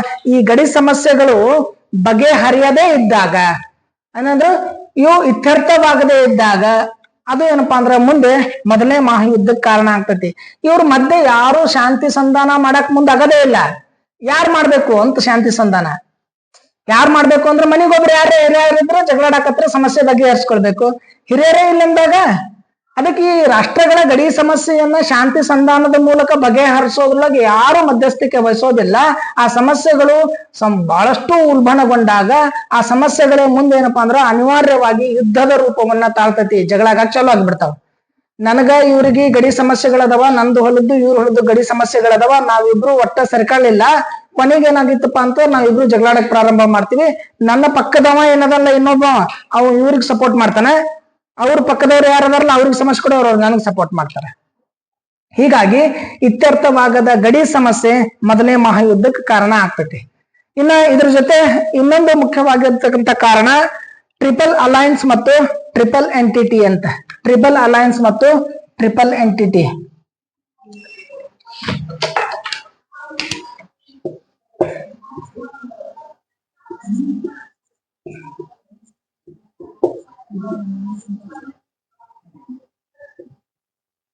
ಟ್ರಿಪಲ್ ಅಲೈನ್ಸ್ ಮತ್ತು ಎಂಟಿಟಿ. ಟ್ರಿಪಲ್ ಅಲೈನ್ಸ್ ಮತ್ತು ಟ್ರಿಪಲ್ ಎಂಟಿಟಿ ನಡೀತೈತಿ, ಎಂಟಿಟಿ ನಡೀತೈತಿ. ಟ್ರಿಪಲ್ ಅಲೈನ್ಸ್ ಮತ್ತು ಟ್ರಿಪಲ್ ಎಂಟಿಟಿ ಅನ್ನುವಂತ ಗುಪ್ತ ಒಪ್ಪಂದಗಳು ಆಗ್ತಾವ. ಅಂದ್ರ ಮೈತ್ರಿಕೂಟಗಳ ರಚನೆ ಆಗ್ತಾವ. 1914 ಹೊತ್ತಿಗೆ 14ರ ಸಂದರ್ಭದೊಳಗ ಯುರೋಪಿನೊಳಗೆ ಎರಡು ಪ್ರಬಲ ಶಕ್ತಿಗಳಾಗಿ ಹುಟ್ಟುಕೊಳ್ತಾವ. ಅಂದ್ರೆ ಎರಡು ಪ್ರಬಲ ಶಕ್ತಿ ಅಂದ್ರೆ ಒಂದು ಅಲೈನ್ಸ್, ಒಂದು ಎಂಟಿಟಿ. ಒಬ್ಬರ ವಿರುದ್ಧವಾಗಿ ಮತ್ತೊಂದು ಗುಂಪು. ಎಂಟಿಟಿ ಅಂದ್ರೆ ಅದ್ರ ವಿರುದ್ಧವಾಗಿ ಅಂತ. ಅಲೈನ್ಸ್ ಅಂದ್ರೆ ಒಂದು ಸಮೂಹ ಅಂತ, ಒಂದು ಕೂಡ್ಕೊಂಡಿರ್ತಕ್ಕಂಥ ಒಂದು ಸ್ನೇಹದ ಒಂದು ಕೂಟ ಆಗ್ತೈತಿ. ಅವ್ರು ಕೂಡಿದ್ರೆ ಅಂತೇಳಿ ಇವ್ರು ಅಪೋಸ್ ಮತ್ತೊಂದು. ಈಗ ನಮ್ಮ ಮಧ್ಯೆನೇ ಆಗಿರ್ತಾವ. ಇವ್ರ 4 ಜನ ಒಂದು ಗುಂಪು ಆದ್ರು ಅಂದ್ರೆ ಇವ್ರ 4 ಮಂದಿ ಕೂಡಾಕ್ತಾರೆ, ನಾವು ಒಂದು 4 ಮಂದಿ ಕೂಡ್ಕೊಂಡು ನಮ್ದು ಒಂದು ಗುಂಪು ಮಾಡ್ಕೊಳ್ಳೋಣ ಅಂತ. ಹಾಗೆ ಯುರೋಪಿನೊಳಗ ಎರಡು ಬಣಗಳಾದವು. ಯುರೋಪಿನಲ್ಲಿ ಎರಡು ಬಣಗಳಾದವು. ಒಂದು ಜರ್ಮನಿ, ಆಸ್ಟ್ರಿಯಾ ಮತ್ತು ಇಟಲಿ. ಜರ್ಮನಿ, ಆಸ್ಟ್ರಿಯಾ ಮತ್ತು ಇಟಲಿ ಈ ಮೂರು ರಾಷ್ಟ್ರಗಳದ್ದು ಒಂದು ಟ್ರಿಪಲ್ ಅಲೈನ್ಸ್ ಅಂತ ಆಯ್ತು. ಟ್ರಿಪಲ್ ಅಂದ್ರೆ ಮೂರು ರಾಷ್ಟ್ರಗಳ ಒಂದು ಅಲೈನ್ಸ್ ಅಂದ್ರೆ ಒಪ್ಪಂದ, ಸಮೂಹ ಆಯ್ತು, ಒಕ್ಕೂಟ ಆಯ್ತು, ಅಲೈನ್ಸ್ ಆಯ್ತು. ಇದು 3 ರಾಷ್ಟ್ರ. ಇವು 3 ರಾಷ್ಟ್ರಗಳು ಕುಡ್ಕೊಂಡು ಅಂತಂದ್ರೆ ಇವ್ರು 3ಕ್ಕೆ ಕುಡ್ಕೊಂಡ್ರೆ ನಾನಾಕ್ಷಮ್ ಕಿಡೋಣ ಅಂತೇಳಿ ಯುರೋಪಿನೊಳಗೆ ಮತ್ತೊಂದು ಬಣ ಪ್ರಾರಂಭ ಆಗ್ತದೆ. ಆ ಬಣ ಏನಪ್ಪಾ ಅಂತಂದ್ರ ಬ್ರಿಟನ್ನು, ಫ್ರಾನ್ಸು ಮತ್ತು ರಷ್ಯಾ. ಬ್ರಿಟನ್ನು, ಫ್ರಾನ್ಸು ಮತ್ತು ರಷ್ಯಾ ಇವರ ವಿರುದ್ಧವಾಗಿ ಮತ್ತೊಂದು ಗುಂಪು ಪ್ರಾರಂಭ ಆಗ್ತದೆ. ಅದಕ್ಕೆ ಟ್ರಿಪಲ್ ಎಂಟಿಟಿ ಅಂತ ಕರೀತಾರೆ. Entity or entity, triple entity ಅಂತ ಕರೀತಾರೆ. ಅಂದ್ರೆ ಯುರೋಪಿನೊಳಗ 1914 ಯುದ್ಧ ಪ್ರಾರಂಭ ಆಗೋಕ್ಕಿಂತ ಮುಂಚೆನೆ, ಯುದ್ಧ ಪ್ರಾರಂಭ ಆಗೋಕ್ಕಿಂತ ಪೂರ್ವದಲ್ಲಿನೇ ಯುರೋಪಿನಲ್ಲಿ ಎರಡು ಏನಪ್ಪಾ ಅಂದ್ರೆ ಬಲಿಷ್ಠವಾಗಿರ್ತಕ್ಕಂಥ ಬಣಗಳಿದ್ದು. ಇವ್ರನ್ನ ಕೂಡ್ಲಾರ್ದು ಇನ್ನೂ ರಾಷ್ಟ್ರಗಳಿದ್ದು. ಆದ್ರೆ ಇವು ಬಹಳ ಇಂಪಾರ್ಟೆಂಟ್. ಎರಡು ಬಲಿಷ್ಠವಾಗಿರ್ತಕ್ಕಂಥ ಗುಂಪುಗಳಾಗ್ತವ. ಈ ಗುಂಪುಗಳ ಮಧ್ಯೆ ಏನಪ್ಪಾ ಅಂದ್ರೆ ತಕ್ಕಾಟಗಳು, ಒಪ್ಪಂದಗಳು ಬಗೆಹರಿದೇ ಇದ್ದಾಗ ತಿಕ್ಕಾಟಗಳು ಪ್ರಾರಂಭ ಆಗ್ತವ. ಇವರು ಒಬ್ರಿಗೊಬ್ರು ದ್ವೇಷ, ವೈಷಮ್ಯ, ಅಸೂಯೆಯನ್ನ ಬಿತ್ತದ. ಇವ್ರು ಯಾರು ಅಭಿವೃದ್ಧಿ ಬೇಸವರಲ್ಲ. ಇವ್ರು ಒಂದು ರಾಷ್ಟ್ರಗಳ ಮೇಲೆ ಇನ್ನೊಂದು ರಾಷ್ಟ್ರ ದ್ವೇಷ ಮಾಡೋದು, ಅಸೂಯೆಯಿಂದ ಇರೋದು, ಇದನ್ನೇ ಇವ್ರು ಏನಪ್ಪಾ ಅಂದ್ರೆ ಕೆಲಸ ಮಾಡ್ತಿರ್ತಾರ. 1907 ಒಂದ್ ಸಂದರ್ಭದಾಗ 1907ರಿಂದ 1914 ತನಕ ಯುರೋಪಿನೊಳಗೆ ಏನಪ್ಪಾ ಅಂತಂದ್ರ ಸಾಕಷ್ಟು ಬಿಕ್ಕಟ್ಟುಗಳು ಬಂದಿರ್ತಾವ. ಈ ಬಿಕ್ಕಟ್ಟಿನೊಳಗೆ ಇವು ಗುಂಪುಗಳು ತಮ್ಮ ಲಾಭಕ್ಕಾಗಿನೇ ಬಡ್ದಾಡ್ತಿರ್ತಾವ. ಒಂದು ಬಿಕ್ಕಟ್ಟು ಬಂದಿರ್ತದ 1911 ಮೊರ್ಯಾಕೋ ಬಿಕ್ಕಟ್ಟು ಅಂತ. 1911 ಮೊರ್ಯಾಕೋ ಅನ್ನುವಂತ ಒಂದು ಬಿಕ್ಕಟ್ಟು ಬಂದಿರ್ತೈತಿ. ಆ ಬಿಕ್ಕಟ್ಟಿನೊಳಗ ಫ್ರಾನ್ಸ್ ಮತ್ತು ಜರ್ಮನಿ ಎರಡೂ ಕುಡ್ಕೊಂಡು ರಾಜತಾಂತ್ರಿಕ ಹೋರಾಟವನ್ನ ಆರಂಭ ಮಾಡ್ತಾವ. 1911 ಮೊರ್ಯಾಕೋ ಬಿಕ್ಕಟ್ಟು ಅಂತ ಆಗ್ತತಿ. ಆ ಮೊರ್ಯಾಕೋ ಬಿಕ್ಕಟ್ಟನ್ನ ಬಗೆಹರಿಸೋದ್ರ ಸಲುವಾಗಿ ಆ ಬಿಕ್ಕಟ್ಟಿನೊಳಗ ಫ್ರಾನ್ಸು ಮತ್ತು ಜರ್ಮನಿ ಎರಡೂ ರಾಜತಾಂತ್ರಿಕ ಹೋರಾಟಗಳನ್ನ ಆರಂಭ ಮಾಡ್ತಾವ. ವೈಯಕ್ತಿಕ ಹೋರಾಟಗಳೆಲ್ಲ ರಾಜತಾಂತ್ರಿಕ ಅಂತಂದ್ರೆ ಆ ರಾಜ್ಯ ಮತ್ತು ಈ ರಾಜ್ಯಗಳ ಮಧ್ಯೆನೆ ರಾಜತಾಂತ್ರಿಕ ಹೋರಾಟಗಳು ಆರಂಭ ಆಗ್ತಾವ. 1911 ಮೊರ್ಯಾಕೋ ಐತಲ್ಲ, ಆ ಮೊರ್ಯಾಕೋ ಬಿಕ್ಕಟ್ಟು ಒಂದು ಒಪ್ಪಂದ ಆಗ್ತೈತಿ. ಆ ಒಪ್ಪಂದದ ಮೂಲಕ ಏನಪ್ಪಾ ಅಂದ್ರ ತಟಸ್ಥ ಆಗ್ತದೆ, ಅಂದ್ರೆ ತಾತ್ಪೂರ್ತಿಕವಾಗಿ ನಿಲ್ತೈತಿ. ಅದು ಫ್ರಾಂಕೋ ಜರ್ಮನ್ ಒಪ್ಪಂದ ಅಂತ ನಾವು ಕರಿತೀವಿ. ಫ್ರಾಂಕೋ ಜರ್ಮನ್ ಒಪ್ಪಂದ ಅಂದ್ರೆ ಫ್ರಾನ್ಸ್ ಮತ್ತು ಜರ್ಮನಿಗೆ ಇಬ್ಬರ ಮಧ್ಯೆ ಆಗಿರ್ತಕ್ಕಂಥ ಒಂದು ಒಪ್ಪಂದ ಆಗ್ತೈತಿ. ಆ ಒಪ್ಪಂದದಿಂದ ಏನಪ್ಪಾ ಅಂತಂದ್ರ ಇಲ್ಲಿ ಫ್ರಾನ್ಸ್ಗೆ ಲಾಭ ಆಗ್ತೈತಿ. ಫ್ರಾಂಕೋ ಜರ್ಮನ್ ಅಂತಂದ್ರೆ ಫ್ರಾನ್ಸು ಮತ್ತು ಜರ್ಮನಿ ಇಬ್ಬರ ಮಧ್ಯೆ ಒಪ್ಪಂದ ಆಗ್ತದೆ ಮೊರ್ಯಾಕೋ ಬಿಕ್ಕಟ್ಟನ್ನ ಬಗೆಹರಿಸೋದ್ರ ಸಲುವಾಗಿ 1911 ಇದರಿಂದ ಫ್ರಾನ್ಸಿಗೆ ಲಾಭ ಆಗ್ತೈತಿ. ಫ್ರಾನ್ಸಿಗೆ ಲಾಭ ಆದ್ರೆ ಜರ್ಮನಿ ಯಾಕೆ ಸುಮ್ ಕೊಡ್ಬೇಕ? ಬಿಕ್ಕಟ್ಟು ಬಗೆಹರಿಸ್ಬೇಕು ಅಂತಂದ್ರೆ, ನಾವು ಜಗಳ ಬಗೆಹರಿಸ್ಬೇಕು ಅಂತಂದ್ರೆ ಸರಿಯಾದ ನ್ಯಾಯ ಕೊಡ್ಬೇಕ. ಸರಿಯಾದ ನ್ಯಾಯ ಕೊಡಕ್ಕಾಗ್ತೈತಿ? ಕೊಡದೇ ಇದ್ದಾಗ ಆ ಬಿಕ್ಕಟ್ಟು ಮತ್ತೆ ಇರ್ತೈತದ. ಸುಮ್ನೆ ಇರ್ತಾರ, ಅಟ್ಲೀಸ್ಟ್ ಹೂ ಅಂದ್ಕೊಂಡ್ ಹೋಗ್ರಿ ಅಂತ ಅನ್ಕೊಂಡಿರ್ತಾರ. ಬಟ್ ಒಳಗೆ ಏನಪ್ಪಾ ಅಂದ್ರೆ ಬೂದಿ ಮುಚ್ಚಿದ ಕೆಂಡದ ಹಾಗೆ ದ್ವೇಷಗಳು ಇರ್ತಾವ ಅಂತ. ಹಾಗೆ ಇಲ್ಲಿ ಫ್ರಾಂಕೋ ಜರ್ಮನ್ ಒಪ್ಪಂದದಿಂದ ಫ್ರಾನ್ಸಿಗೆ ಲಾಭ ಆಗ್ತೈತಿ. ಜರ್ಮನಿ ಏನಪ್ಪಾ ಅಂದ್ರ ಅಲ್ಲಿ ದ್ವೇಷವನ್ನ ಹೆಚ್ಚಿಸ್ಕೊಳ್ತೈತಿ. ಅದಕ್ಕ ಈ ಒಪ್ಪಂದ ಆತು, ಅದಕ್ಕೆ ಲಾಭ ಹೆಚ್ಚಿಗಾಯ್ತು ಅಂತೇಳಿ. ಈ ಇಬ್ಬರ ಮಧ್ಯನ ತಿಕ್ಕಾಟ, ಇಬ್ಬರ ಮಧ್ಯನ ಸಂಘರ್ಷ, ಇಬ್ಬರ ಮಧ್ಯನ ವೈಷಮ್ಯಗಳು 1ನೇ ಮಹಾಯುದ್ಧಕ್ಕೆ ಕಾರಣ ಆಗ್ತದ ಅಂತ. ಅಂದ್ರೆ ಮುಖ್ಯವಾಗಿ ಯುರೋಪಿನಲ್ಲಿರ್ತಕ್ಕಂಥ ಟ್ರಿಪಲ್ ಎಂಟಿಟಿ ಮತ್ತು ಟ್ರಿಪಲ್ ಅಲಯನ್ಸ್ 3 ಒಕ್ಕೂಟಗಳೊಳಗ ಜರ್ಮನಿ, ಆಸ್ಟ್ರಿಯಾ ಮತ್ತು ಇಟಲಿ ಒಂದು ಒಕ್ಕೂಟ, ಬ್ರಿಟನ್, ಫ್ರಾನ್ಸ್ ಮತ್ತು ರಷ್ಯಾದ ಒಂದು ಒಕ್ಕೂಟ. ಈ ಎರಡೂ ಒಕ್ಕೂಟಗಳ ಮಧ್ಯೆ ಇರುವಂತ ವೈಷಮ್ಯಗಳು 1ನೇ ಮಹಾಯುದ್ಧಕ್ಕೆ ಕಾರಣ ಆಗ್ತದ. ಅದಕ್ಕೊಂದು ಉದಾಹರಣೆ ಅಂತಂದ್ರ 1911 ಆಗಿರ್ತಕ್ಕಂಥ ಮೊರ್ಯಾಕೋ ಬಿಕ್ಕಟ್ಟು. ಆ ಮೊರ್ಯಾಕೋ ಬಿಕ್ಕಟ್ಟನ್ನ ಫ್ರಾಂಕೋ ಜರ್ಮನ್ ಒಪ್ಪಂದದಿಂದ ಬಗೆಹರಿತೈತಿ ಅಂತ ಅನ್ಕೊಂಡಿರ್ತಾರ. ಬಗೆಹರಿಯೋದಿಲ್ಲ. ಜರ್ಮನಿ ಮತ್ತು ಫ್ರಾನ್ಸಿನ ಮಧ್ಯೆ ಮತ್ತೆ ವೈಷಮ್ಯಗಳು ಹುಟ್ಟುಕೊಳ್ತಾವ. ಹೀಗಾಗಿ 1ನೇ ಮಹಾಯುದ್ಧಕ್ಕೆ ಈ ಟ್ರಿಬಲ್ ಎಂಟಿಟಿ ಮತ್ತು ಟ್ರಿಬಲ್ ಅಲಯನ್ಸ್ ಕಾರಣ ಆಗ್ತದೆ. ಇನ್ನೊಂದು ಇಷ್ಟೇ ಕಾರಣ ಏನು ಇಲ್ಲ, ಶಸ್ತ್ರಾಸ್ತ್ರಗಳ ಪೈಪೋಟಿನೂ 1ನೇ ಮಹಾಯುದ್ಧಕ್ಕೆ ಕಾರಣ ಆಗ್ತದೆ. ಶಸ್ತ್ರಾಸ್ತ್ರಗಳ ಪೈಪೋಟಿ.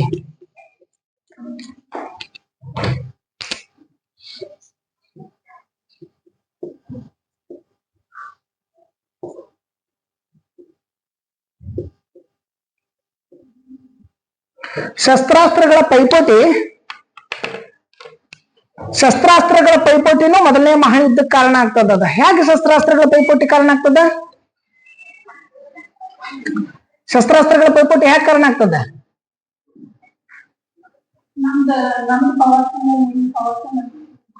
ನೀ ಬಂದರೆ ಬಾನಿ, ನನ್ ಕಡೆ ಕೊಡ್ಲಿ ಬಡಿಗಿ ಎಲ್ಲ ಅದಾವ. ನಿನ್ ಕಡೆ ಕೊಡ್ಲಿ ಬಡಿಗಿ ಇದ್ರೆ ನನ್ನ ಕಡೆನೂ ಹತ್ಯಾರದ ಬಂದೂಕ್ ಅದಾವ. ನಿಮ್ ಕಡೆ ಏನೂ ಇರ್ಲಿಲ್ಲ ಅಂದ್ರೆ ನೀವ್ ಹೋಗ್ತೀರಿ ಜಗಳಕ್ಕ? ನೀವೆಲ್ಲಾರು ಇದ್ರಿ, ನನ್ನ ಹತ್ರ ಒಂದು ಬಂದೂಕಿತ್ತು ಅಂದ್ರೆ ಏನ್ ಮಾಡ್ತೀರಿ? ನೀವೆಲ್ಲಾರು ಬರ್ತೀರಿ? ಬರೋದಿಲ್ಲ. ನಿಮ್ ಹತ್ರ ಎಲ್ಲಾನು ಏನಾರ ಅಸ್ತ್ರಗಳಿದ್ದು, ನನ್ನ ಹತ್ರ ಬರೀ ಒಂದ ಬಂದೂಕಿತ್ತಂದ್ರ ನಾನ್ ಅಂಜಬೇಕಾಗ್ತತಿ. ನನ್ನ ಹತ್ರನು ಆಯುಧಗಳದಾವ, ನಿಮ್ ಹತ್ರನು ಆಯುಧಗಳದಾವ. ನನ್ನ ಹತ್ರನು ಆಯುಧಗಳದಾವ, ನಿಮ್ ಹತ್ರನು ಆಯುಧಗಳದಾವ. ಮತ್ತೆ ನೀವು ಅಂಜೋದಿಲ್ಲ, ನಾನು ಅಂಜೋದಿಲ್ಲ. ಹಂಗಂದ್ರ ಇಬ್ಬರ ಮಧ್ಯೆ ಪೈಪೋಟಿಗಳು ಆದ್ವು ಅಂತ. ಯುರೋಪಿನ ರಾಷ್ಟ್ರಗಳು ತಮ್ಮ ರಾಷ್ಟ್ರದ ರಕ್ಷಣೆಗಾಗಿ ಮಿಲಿಟರಿ ಶಕ್ತಿಯನ್ನ ಹೆಚ್ಚಿಸಿಕೊಳ್ತಾವ. ವಿಯೆನ್ನಾ ಕಾಂಗ್ರೆಸ್ ಸಮ್ಮೇಳನ 1815 ವಿಯೆನ್ನಾ ಕಾಂಗ್ರೆಸ್ ಸಮ್ಮೇಳನ ಆಗಿತ್ತಲ್ಲ, ಆ ಸಂದರ್ಭದೊಳಗೆ ಹೇಳಿದ್ರೆ ಯುರೋಪಿನಲ್ಲಿರ್ತಕ್ಕಂಥ ಏನ್ ರಾಷ್ಟ್ರಗಳಿದ್ದು ಫ್ರಾನ್ಸ್ ಹಿಡ್ಕೊಂಡ ಅವ್ ರಾಷ್ಟ್ರಗಳು ಶಸ್ತ್ರಾಸ್ತ್ರಗಳನ್ನ ಉತ್ಪಾದನೆ ಮಾಡಬಾರ್ದು ಮತ್ತು ಶಸ್ತ್ರಾಸ್ತ್ರಗಳನ್ನ ಇಟ್ಕೊಳ್ಬಾರ್ದು ಅಂತ ಹೇಳಿದ್ದಾಗ, ಬಟ್ ಯಾರು ಬಿಡ್ಲಿಲ್ಲ. ಅವ್ರೇನಾಗಿದ್ದು ಅಂದ್ರೆ ತಮ್ಮೊಳಗೆ ಶಸ್ತ್ರಾಸ್ತ್ರಗಳನ್ನ ಹೆಚ್ಚಿಸಿಕೊಂಡ್ರು. ಯುರೋಪಿನಲ್ಲಿ ಉಂಟಾಗಿರ್ತಕ್ಕಂಥ ರಾಷ್ಟ್ರೀಯತೆ, ಉತ್ಕಟವಾಗಿರ್ತಕ್ಕಂಥ ರಾಷ್ಟ್ರಾಭಿಮಾನ, ನಾವೇ ಶ್ರೇಷ್ಠ ಅನ್ಕೊಳ್ಬೇಕು ಅಂದ್ರ ನಮ್ಮ ಹತ್ರ ಏನಿರ್ಬೇಕು? ಶಸ್ತ್ರಾಸ್ತ್ರಗಳಿರ್ಬೇಕು ಅಂತ. ಶ್ರೇಷ್ಠ ಅನ್ನೋದಕ್ಕೆ ಶಸ್ತ್ರಾಸ್ತ್ರ ಹೇಳಿದಿಲ್ಲ. ಸಣ್ಣ ರಾಷ್ಟ್ರ ಅಮೆರಿಕಕ್ಕ ಸಡ್ ಹೊಡಿತ, ಯಾಕಂದ್ರೆ ಅಣುಬಾಂಬ್ ಅದಾವಂತ. ನಮ್ಮ ಹತ್ರನು ಅಣುಬಾಂಬಗಳು ಅದಾವಂತ. ಅದ್ರ ಸಲುವಾಗಿ ಸುಮ್ನೆ ಕೊಡ್ತ ಅಮೆರಿಕ. ಐದೋ ಇಲ್ಲೋ ಗೊತ್ತಿಲ್ಲ, ಬಟ್ ಅದಾವ ಅನ್ನುವಂತ ಆ ಧೈರ್ಯದಿಂದ ಏನಪ್ಪಾ ಅಂದ್ರೆ ಅಲ್ಲಿ ಅಮೆರಿಕಕ್ಕೆ ಸಡ್ ಹೊಡೆದಿರ್ಬೇಕಲ್ಲ. ಹೀಗಾಗಿ ಯುರೋಪಿನಲ್ಲಿರ್ತಕ್ಕಂಥ ರಾಷ್ಟ್ರಗಳು ಏನಪ್ಪಾ ಅಂದ್ರ ಒಬ್ಬರಿಗೊಬ್ರು ವೈಷಮ್ಯ, ದ್ವೇಷ, ಅಸೂಹೆ ಇದನ್ನು ಬೆಳೆಯೋದ್ರ ಕಾರಣನೇ ಮುಖ್ಯವಾಗಿ ಅವರವ್ರ ಮಧ್ಯೆ ಶಸ್ತ್ರಾಸ್ತ್ರಗಳ ಪೈಪೋಟಿ. ಒಂದೊಂದು ರಾಷ್ಟ್ರ ಮಿತಿಮೀರಿ ಸಾಕಷ್ಟು ಪ್ರಮಾಣದಲ್ಲಿ ಶಸ್ತ್ರಾಸ್ತ್ರಗಳನ್ನ ಉತ್ಪಾದನೆ ಮಾಡ್ತಿತ್ತು, ಶೇಖರಣೆ ಮಾಡ್ಕೊಂಡಿತ್ತು, ಅವುಗಳನ್ನ ಇಟ್ಕೊಂಡಿತ್ತು. ಕಾಡ್ತೋಪು ಅಂತ ಬರ್ತಾವ, ಮೊದಲು ಬರ್ತಿದ್ದು ಕಾಡ್ತೋಪು, ನಾವು ಹೇಳ್ಕೊಂತೀವಿ ಕಾಡ್ತೋಪುಗಳು ಅಂತ ಇರ್ತಿದ್ದು. ಅದ್ರ ಜೊತೆ ಏನಪ್ಪಾ ಅಂದ್ರ ಹೊಸ ಹೊಸ ಮಷಿನ್ ಗನ್ಗಳು ಇದ್ದು, ಸ್ಫೋಟಕ ಸಲ್ಗಳಿದ್ದು, ಯುದ್ಧ ವಿಮಾನಗಳಿದ್ದು, ಜಲಾಂತರ್ಗಾಮಿ ಹಡಗುಗಳಿದ್ದು, ಇವೆಲ್ಲವನ್ನ ಏನಪ್ಪಾ ಅಂದ್ರೆ ಉತ್ಪಾದನೆ ಮಾಡ್ಕೊಂಡ್ ಇಟ್ಕೊಂತಾರ. ಮೊದಲಿದ್ದು ಅವು, ಈಗೇನಿಲ್ಲ. ಈಗ ಯಾರು ಅಂತ ಏನು ಇಟ್ಕೊಳ್ಳಂಗಿಲ್ಲ. ಈಗ ಯಾರೇ ಬಾಂಬ್ ಹಾಕೊಳ್ಳಲ್ಲ, ಈಗ ಯಾರೇ ಹೆಲಿಕಾಪ್ಟರ್ ತಗೊಂಡ್ ಬರುದು, ಈಗ ಯಾವ್ದಾರ ಏನಪ್ಪಾ ಅಂದ್ರ ತೋಪುಗಳನ್ನ ತಗೊಂಡ್ ಬರುದು, ಬಂದೂಕುಗಳನ್ನ ತಗೊಂಡ್ ಬಂದು ಯುದ್ಧ ಮಾಡೋದೇ ಇಲ್ಲ. ಯಾರು ಬಿಲ್ಲ ಬಾಣ ತಂದು ಯುದ್ಧ ಮಾಡೋದೇ ಇಲ್ಲ. ಈಗ ಅತ್ಯಾಧುನಿಕವಾಗಿರ್ತಕ್ಕಂಥ ಅದಾವ. ಆ ಸಂದರ್ಭದಲ್ಲಿ ಏನಪ್ಪಾ ಅಂತಂದ್ರ ಕಾರ್ಪೇಡುಗಳು ಅಂತಿದ್ದು ಅವುಗಳನ್ನ ಹೆಚ್ಚು ಉತ್ಪಾದನೆ ಮಾಡಿ ಸಂಗ್ರಹ ಮಾಡ್ಕೊಂಡಿದ್ರೆ. ಹೊಸ ಹೊಸ ಮಷೀನ್ ಗನ್ಗಳಿದ್ದು, ಮಷೀನ್ಗಳನ್ನ ಇಟ್ಕೊಂಡಿದ್ರೆ.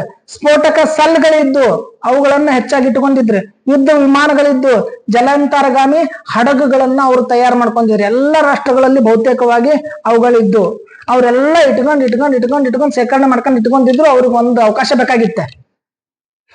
ಏನಂತಂದ್ರೆ ಬಂದರೆ ಬರ್ಲಿ ಒಂದು ಅವಕಾಶ, ನನ್ನ ಕಡೆ ಏನದಾವ ಎಲ್ಲ ಹೊರಗೆ ತೆಗೆದು ಬಿಡ್ತೇನೆ ಅಂತ, ಮತ್ ನಾಯಕಂಜಕ್ ಹೋಗ್ಲಿ ಅಂತ. ಅದಕ್ಕೆ ಯಾವ ರಾಷ್ಟ್ರಕ್ಕೂ ಅಂತ ಅಂಜುವಂತ ಪರಿಸ್ಥಿತಿನೇ ಬರ್ಲಿಲ್ಲ.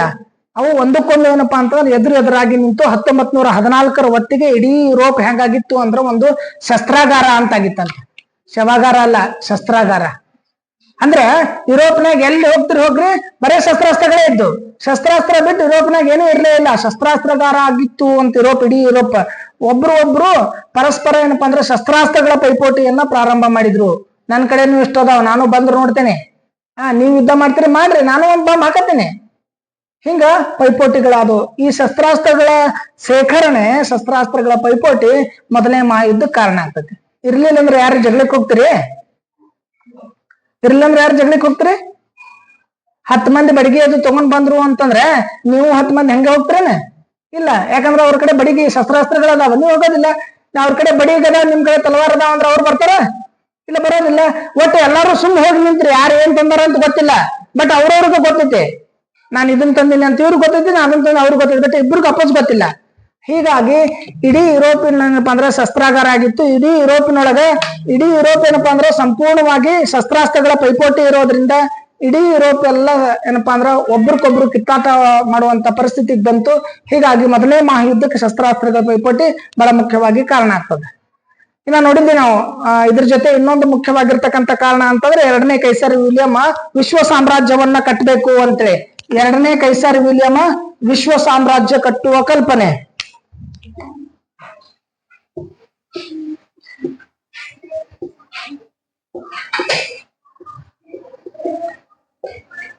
ವಿಶ್ವ ಸಾಮ್ರಾಜ್ಯವನ್ನ ಕಟ್ಟಬೇಕು ಅನ್ನುವಂತ ಮಹತ್ವಾಕಾಂಕ್ಷೆ ಕಲ್ಪನೆ 2ನೇ ಕೈಸರ್ ವಿಲಿಯಂಗೆ ಇರ್ತದಂತೆ.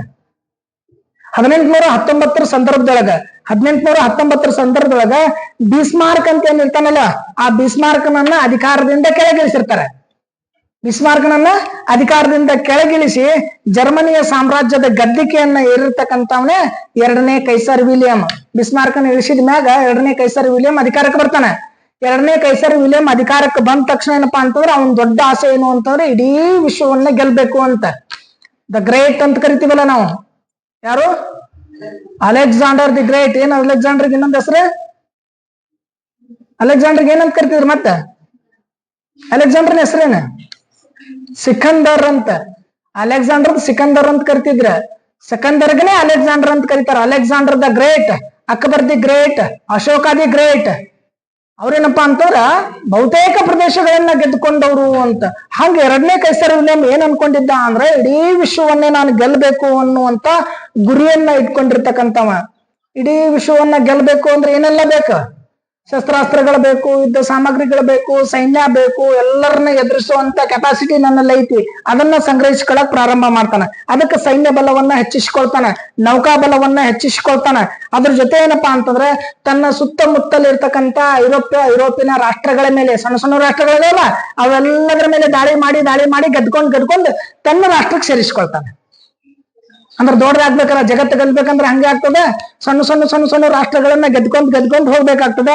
ಅವೆಲ್ಲವನ್ನ ಗೆದ್ಕೊಂಡ್ ಬರ್ತಾನೆ ಬಹಳಷ್ಟು ರಾಷ್ಟ್ರಗಳು.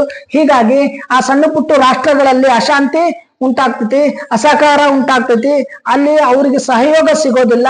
ಹೀಗಾಗಿ ಅವ ಕಂಡಿರ್ತಕ್ಕಂಥ 2ನೇ ಕೈಸರ್ ವಿಲಿಯಂ ವಿಶ್ವ ಸಾಮ್ರಾಜ್ಯ ಸ್ಥಾಪನೆ ಮಾಡ್ಬೇಕು, ಇಡೀ ಜಗತ್ತಿನ ತುಂಬೆಲ್ಲ ತನ್ನ ಸಾಮ್ರಾಜ್ಯ ಇರ್ಬೇಕು ಅನ್ನುವಂತ ಕಲ್ಪನೆ ಏನೈತಿಲ್ಲ, ಆ ಕಲ್ಪನೆ ವ್ಯಾವಹಾರಿಕವಾಗಿ ಆಂತರಿಕವಾಗಿ ರಾಜ ಬಿಕ್ಕಟ್ಟಿನಿಂದ ರಾಷ್ಟ್ರಗಳ ಮಧ್ಯೆ ವೈಷಮ್ಯವನ್ನ ಉಂಟು ಮಾಡ್ತೈತಿ.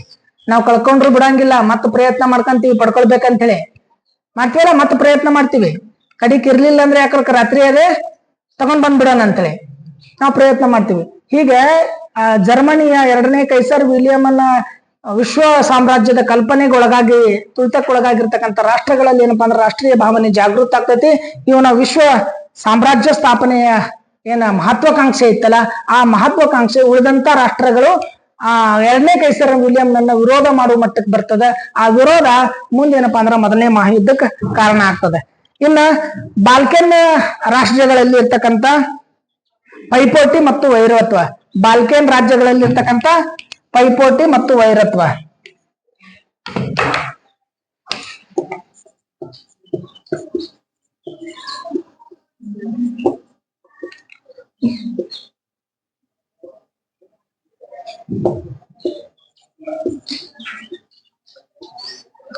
ಬಾಲ್ಕನ್ ರಾಜ್ಯಗಳ ಪೈಪೋಟಿ ಮತ್ತು ವೈರತ್ವ 1ನೇ ಮಹಾಯುದ್ಧಕ್ಕೆ ಬಹಳ ಮುಖ್ಯವಾಗಿರ್ತಕ್ಕಂಥ ಕಾರಣ ಆಗ್ತದೆ. ಬಾಲ್ಕನ್ ಅಂತಂದಾಗ ಬಾಲ್ಕನ್ ನಾವೇನಪ್ಪ ಅಂದ್ರ ನಾವೇನಂತೀವಿ, ನಮ್ಮ ಭಾರತ ಯಾವ ಇದ್ರೊಳಗೆ ಬರ್ತದೆ, ಏಷ್ಯಾ ಖಂಡದಾಗ. ಏಷ್ಯಾ ಖಂಡದಾಗ ಜರ್ಮನ್ ಒಕ್ಕೂಟ ಅಂತ ಕರ್ಕಂತಿದ್ರೆ, ರೈನ್ ಒಕ್ಕೂಟ ಅಂತ ಕರ್ಕಂತಿದ್ರೆ, ಹಂಗ ಬಾಲ್ಕನ್ ಒಕ್ಕೂಟ ಅಂತಿತ್ತ. ಆ ಬಾಲ್ಕನ್ ಒಕ್ಕೂಟದಾಗ ಯಾವ ರಾಜ್ಯಗಳು ಬರ್ತಿತ್ತು ಅಂತಂದ್ರೆ ಗ್ರೀಸ್ ಬರ್ತಿತ್ತು, ಸರ್ಬಿಯಾ ಬರ್ತಿತ್ತು, ರುಮೇನಿಯಾ ಬರ್ತಿತ್ತು, ಬಲ್ಗೇರಿಯಾ ಬರ್ತಿತ್ತು. ಬಾಲ್ಕನ್ ರಾಜ್ಯದೊಳಗ ಗ್ರೀಕ್ ಅಥವಾ ಗ್ರೀಸ್, ಸರ್ಬಿಯಾ, ರುಮೇನಿಯಾ ಮತ್ತು ಬಲ್ಗೇರಿಯಾ ಅನ್ನುವಂತ ರಾಷ್ಟ್ರಗಳು ಬರ್ತಿದ್ದು. ಇವು ಅತೃಪ್ತ ಆಗಿದ್ದು, ಇವರಲ್ಲಿ ಅತೃಪ್ತತೆ ಇತ್ತು, ಇವರಲ್ಲಿ ಅಸಮಾಧಾನತೆ ಇತ್ತು. 1878 ಸಂದರ್ಭದೊಳಗೆ ಏನಪ್ಪಾ ಅಂದ್ರ ಬರ್ಲಿನ್ದೊಳಗ ಒಂದು ಸಮ್ಮೇಳನ ಆಗ್ತೈತಿ. 1878 ಬರ್ಲಿನ್ದೊಳಗ ಒಂದು ಸಮ್ಮೇಳನ ಉಂಟಾಗ್ತೈತಿ. ಆ ಸಮ್ಮೇಳನದೊಳಗ ಬಾಲ್ಕನ್ನಿನಲ್ಲಿರ್ತಕ್ಕಂಥ ಸಮಸ್ಯೆಗಳನ್ನ ಬಗೆಹರಿಸಬೇಕು ಅಂತ ಚರ್ಚೆ ಆಗ್ತೈತಿ. ಅಲ್ಲಿ ಬೋಸ್ನಿಯಾ ಮತ್ತು ಹರ್ಜ್ಗೋವಿಯಾ ಅನ್ನುವಂತ 2 ಪ್ರದೇಶಗಳನ್ನ ಆಸ್ಟ್ರಿಯಾಕ್ ಕೊಡ್ತಾರೆ. ಮುಖ್ಯವಾಗಿ ಬಾಲ್ಕನ್ ಇಲ್ಲಿ ಇರ್ತಕ್ಕಂಥ ಸಮಸ್ಯೆ, ಬಾಲ್ಕನ್ ರಾಜ್ಯಗಳ ಪೈಪೋಟಿ ಆಗಕ್ ಮುಖ್ಯ ಕಾರಣನೇ ಏನು ಅಂತಂದ್ರೆ 1878 ಆಗಿರ್ತಕ್ಕಂಥ ಸಮ್ಮೇಳನ, ಬರ್ಲಿನ್ ಸಮ್ಮೇಳನ ಐತಲ್ಲ, ಅದು ಮುಖ್ಯವಾಗಿ ಕಾರಣ ಆಗ್ತತಿ. ಆ ಬರ್ಲಿನ್ ಸಮ್ಮೇಳನದೊಳಗ ಬೋಸ್ನಿಯಾ ಮತ್ತು ಹರ್ಜ್ಗೋವಿಯಾ ಅನ್ನುವಂತ 2 ಪ್ರದೇಶಗಳನ್ನ ಆಡಳಿತ ನಡೆಸೋದ್ರ ಸಲುವಾಗಿ ಜರ್ಮನಿಗೆ ಬಿಟ್ಕೊಡ್ತಾರೆ. ಆಸ್ಟ್ರಿಯಾಕ್ ಬಿಟ್ಟುಕೊಡ್ತಾರೆ. 2 ಪ್ರದೇಶಗಳನ್ನ ಆಸ್ಟ್ರಿಯಾಕ್ ಬಿಟ್ಕೊಡ್ತಾರೆ. ರಷ್ಯಾ ಮತ್ತು ಆಸ್ಟ್ರಿಯಾಗಳೇನಪ್ಪಾ ಅಂದ್ರ ಬಾಲ್ಕನ್ ಪ್ರದೇಶಗಳನ್ನ ವಿರೋಧ ಮಾಡಕ್ ಪ್ರಾರಂಭ ಮಾಡ್ತಾವ. ಅಂದ್ರೆ ನಮ್ಮ ಪ್ರದೇಶಗಳು, ಬಾಲ್ಕನ್ ಪ್ರದೇಶಗಳು ಆಸ್ಟ್ರಿಯಾಕ್ ಯಾಕೆ ಬಿಟ್ಕೊಡ್ಬೇಕು ಅಂತ, ಯಾಕೆ ಬಿಟ್ಕೊಡ್ಬೇಕು? ಸಮ್ಮೇಳನ ಆಗಿದ್ದು ಸಮಸ್ಯೆಗಳನ್ನ ಬಗೆಹರಿಸೋ ಸಲುವಾಗಿ. ಯಾರೋ ಇಬ್ಬರು ಜಗಳದೊಳಗೆ 3ನೇದವ್ರಿಗೆ ಲಾಭ ಆಗ್ಬೇಕೇನು? ಸಮಸ್ಯೆ ಇದ್ದಿದ್ದು ಅವ್ರವ್ರ ಮಧ್ಯೆನೆ, ಗ್ರೀಸ್ ಮಧ್ಯೆ, ರುಮೇನಿಯಾ ಮಧ್ಯೆ, ಇವ್ರ ಮಧ್ಯೆ ಸಮಸ್ಯೆಗಳಿದ್ದು. ಅದನ್ನ ಬಿಟ್ಟು ಆಸ್ಟ್ರಿಯಾಕ್ ಏನಪ್ಪಾ ಅಂದ್ರೆ ಬಿಟ್ಟು ಕೊಟ್ಟಿದ್ರ ವಿರುದ್ಧವಾಗಿ ಏನಪ್ಪಾ ಅಂದ್ರೆ ತೀವ್ರವಾಗಿ ವೈರತ್ವಗಳು ಆರಂಭ ಆಗ್ತವ. ಇಂಗ್ಲೆಂಡ್ ಈ ಸಂದರ್ಭದೊಳಗೆ ತನ್ನ ಸ್ವಾರ್ಥವನ್ನ ಮುಂದಿಟ್ಟುಕೊಂಡು, ಇಂಗ್ಲೆಂಡ್ ಮತ್ತೆ ಸುಮ್ಕೊಡೋದಿಲ್ಲ, ತನ್ನ ಸ್ವಾರ್ಥ, ಎಲ್ಲರೂ ತನ್ನ ಸ್ವಾರ್ಥಕ್ಕಾಗಿನೇ ಮಾಡೋದಲ್ಲ.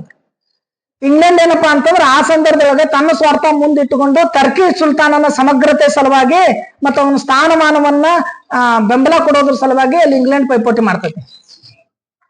ನಾವಿನ್ನ ಬಾಳ್ ನೋಡ್ಕೊಂತೀವಿ. ಈ ಟರ್ಕಿ ಅಂದಾಗ ನಮಗ್ ಬಾಳ್ ನೆನಪು ಬರೋದ ಅತಾತುರ್ಕ್ ಕೆಮಲ್ ಪಾಷಾ ಅಂತೇಳಿ. ಯಂಗ್ ಟರ್ಕ್ ಅಂತೇಳಿ ಒಂದು ಸೈನ್ಯವನ್ನ ಕಟ್ಕೊಂತಾನ. ಕಾಂಪಿಟೇಟಿವ್ ಎಕ್ಸಾಮ್ದಾಗ ಬಾಳ್ ಸಾರಿ ಕೇಳ್ಯಾರದ ಯಂಗ್ ಟರ್ಕ್ ಅನ್ನ ಸ್ಥಾಪನೆ ಮಾಡಿದವ್ರು ಯಾರು ಅಂತ. ಅತಾತುರ್ಕ್ ಕೆಮಲ್ ಪಾಷಾ PU ಕಾಲೇಜ್ ಲೆಕ್ಚರ್ದೊಳಗಾಗ್ಲಿ, KSET ದೊಳಗಾಗ್ಲಿ, ಬೇರೆ ಬೇರೆ ಸ್ಪರ್ಧಾತ್ಮಕ ಪರೀಕ್ಷೆಗಳನ್ನು ಕೇಳ್ಯಾನ.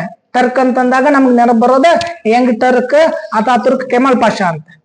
ಟರ್ಕ್ ಅಂದಾಗ ನಮಗ್ ಬರೋದು ಸ್ವತಂತ್ರ ಚಳವಳಿ ಒಳಗ ಮಹಾತ್ಮ ಗಾಂಧಿ ಟರ್ಕಿ ಸುಲ್ತಾನರಿಗೆ ಬೆಂಬಲ ಕೊಡೋದ್ ಸಲುವಾಗಿ ಏನಪ್ಪಾ ಅಂದ್ರೆ ಟರ್ಕಿ ಸುಲ್ತಾನ್ನ ಬೆಂಬಲ ಕೊಡೋದ್ ಸಲುವಾಗಿ ಏನಪ್ಪಾ ಅಂತಂದ್ರೆ ಸಾಕಷ್ಟು ಏನಪ್ಪಾ ಅಂದ್ರೆ ಗಾಂಧಿ ಹೋರಾಟವನ್ನ ಮಾಡ್ತಾನೆ. ಅಸಹಕಾರ ಚಳವಳಿ ಇದು ಮಾಡ್ಕೊಂಡಿರ್ತಾನಲ್ಲ, ಅಲ್ಲೇನಪ್ಪಾ ಅಂತಂದ್ರ ಖಲೀಫಾ ಖಲೀಫಾ ಅನ್ನುವಂತ ಪದವಿನಿಂದ ಖಲೀಫನ್ ತೆಗೆದಿದ್ರ ಸಲುವಾಗಿ ಇಲ್ಲಿ ಖಿಲಾಫತ್ ಚಳವಳಿ ಇದು ಮಾಡ್ಕೊಂತಾರೆ. ಹೀಗಾಗಿ ಏನಪ್ಪಾ ಅಂತಂದ್ರ ಇಲ್ಲಿ ಇಂಗ್ಲೆಂಡ್ ಏನಪ್ಪಾ ಅಂದ್ರ ತನ್ನ ಸ್ವಾರ್ಥವನ್ನ ಮುಂದಿಟ್ಟುಕೊಂಡು ಟರ್ಕಿ ಸುಲ್ತಾನನ ಸಮಗ್ರತೆಯನ್ನ ಮತ್ತು ಅವನ ಸ್ಥಾನವನ್ನ ಉಳಿಸೋ ಸಲುವಾಗಿ ಸಹಾಯ ಮಾಡಕ್ ಮುಂದಾಗ್ತೈತಿ. ಹೀಗಾಗಿ ಬಾಲ್ಕನ್ ನಲ್ಲಿ ಇರ್ತಕ್ಕಂಥ ಸಮಸ್ಯೆಗಳಾಗೇ ಉಳ್ಕೊಂತವ. ಆ ಸಮಸ್ಯೆಗಳನ್ನ ಬಗೆಹರಿಸೋದ್ರ ಸಲುವಾಗಿ ಪೈಪೋಟಿಗಳು ಆರಂಭ ಆಗ್ತವ. ಅಲ್ಲಿ ಆಸ್ಟ್ರಿಯಾ, ಇಂಗ್ಲೆಂಡ್ ಮತ್ತು ರಷ್ಯಾ ಇವು ಏನಪ್ಪಾ ಅಂತಂದ್ರ ತೀವ್ರವಾಗಿ ಆಸಕ್ತಿಯನ್ನ ವಹಿಸ್ತವ. ಏನು ಬಾಲ್ಕನ್ ನಲ್ಲಿ ಇರ್ತಕ್ಕಂಥ ಸಮಸ್ಯೆಗಳನ್ನ ಬಗೆಹರಿಸುವ ಸಲುವಾಗಿ ಇವು ರಾಷ್ಟ್ರಗಳು ಆಸಕ್ತಿ ವಹಿಸ್ತವೆ. ಯಾವಂತಂದ್ರ ಒಂದು ಆಸ್ಟ್ರಿಯಾ, ಇಂಗ್ಲೆಂಡ್ ಮತ್ತು ರಷ್ಯಾ. ಅವ್ರಿಗೆ ಸಮಸ್ಯೆ ಅದಾವಂತ ನಡ್ರಿ ನಾವು ಬಗೆಹರಿಸೋಣಂತ ಆಸ್ಟ್ರಿಯಾನು ಹೋಗ್ತದೆ, ಇಂಗ್ಲೆಂಡ್ ಹೋಗ್ತದೆ, ರಷ್ಯಾನು ಆಸಕ್ತಿ ವಹಿಸ್ತದೆ. 1908 ಸಂದರ್ಭದೊಳಗ ಬೋಸ್ನಿಯಾದ ಬಿಕ್ಕಟ್ಟು ಏನಿರ್ತೈತಿ, ಆ ಬೋಸ್ನಿಯಾದ ಬಿಕ್ಕಟ್ಟಕ್ಕೆ ಮೊದಲನೇ ಬಾರಿಗೆ 1908 ರಷ್ಯಾ ಏನಪ್ಪಾ ಅಂದ್ರ ಸರ್ಬಿಯಾಕ್ ಬೆಂಬಲ ಕೊಡ್ತೈತಿ. ರಷ್ಯಾ ಸರ್ಬಿಯಾಕ್ ಬೆಂಬಲ ಕೊಟ್ಟಾದ್ಮೇಲೆ ಇನ್ನು ರಷ್ಯಾ ಏನಾಯ್ತು, ಸರ್ಬಿಯಾದ ಕಡೆ ಆತ. ಇನ್ನು ಸರ್ಬಿಯಾಕ್ ಬೆಂಬಲ ಕೊಟ್ಟಾದ್ಮೇಲೆ ಬಾಲ್ಕನ್ ಪ್ರದೇಶದಲ್ಲಿ ಇರ್ತಕ್ಕಂಥ ಪ್ಲಾನ್ ಸ್ಲಾವಿಕ್ ಅನ್ನುವಂತ ಒಂದು ಚಳವಳಿ ಆಗ್ತೈತಿ. ಆ ಚಳವಳಿ ಸಂದರ್ಭದೊಳಗೆ ಏನಪ್ಪಾ ಅಂತಂದ್ರ ಒಂದು ರಾಷ್ಟ್ರಗಳು ಮತ್ತೊಂದು ರಾಷ್ಟ್ರಗಳ ವಿರುದ್ಧವಾಗಿ ನಿಲ್ಲಕ್ ಪ್ರಾರಂಭ ಆಗ್ತವ. ಅದಕ್ಕಾಗಿ ಬಾಲ್ಕನಿನ ಬಿಕ್ಕಟ್ಟು, ಬಾಲ್ಕನ್ ನಲ್ಲಿ ಇರ್ತಕ್ಕಂಥ ಪೈಪೋಟಿಗಳು, ಒಂದು ರಾಷ್ಟ್ರಗಳ ಮೇಲೆ ಹಿತಾಸಕ್ತಿ, ಇದು ಮೊದಲನೇ ಮಹಾಯುದ್ಧಕ್ಕೆ ಕಾರಣ ಆಗ್ತದೆ. ಇದು ಅಷ್ಟೇ ಅಲ್ಲ, ಮೊದಲನೇ ಮಹಾಯುದ್ಧಕ್ಕೆ ಬಹಳ ಮುಖ್ಯವಾಗಿರ್ತಕ್ಕಂಥ ಇನ್ನ 3 ಕಾರಣ ಅಂದ್ರ, ಒಂದು ರಾಷ್ಟ್ರೀಯ ಪತ್ರಿಕೆಗಳು ಅಥವಾ ವೃತ್ತಪತ್ರಿಕೆಗಳು.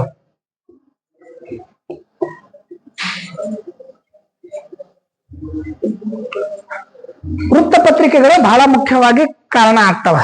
ಅದು ಎಂತವಂದ್ರ ರಾಷ್ಟ್ರೀಯತೆಯನ್ನ ಪ್ರಚೋದಿಸುವಂತ ವೃತ್ತಪತ್ರಿಕೆಗಳು. ರಾಷ್ಟ್ರೀಯತೆಯನ್ನ ಪ್ರಚೋದಿಸುವ ವೃತ್ತಪತ್ರಿಕೆಗಳು ಇರ್ಬೇಕ.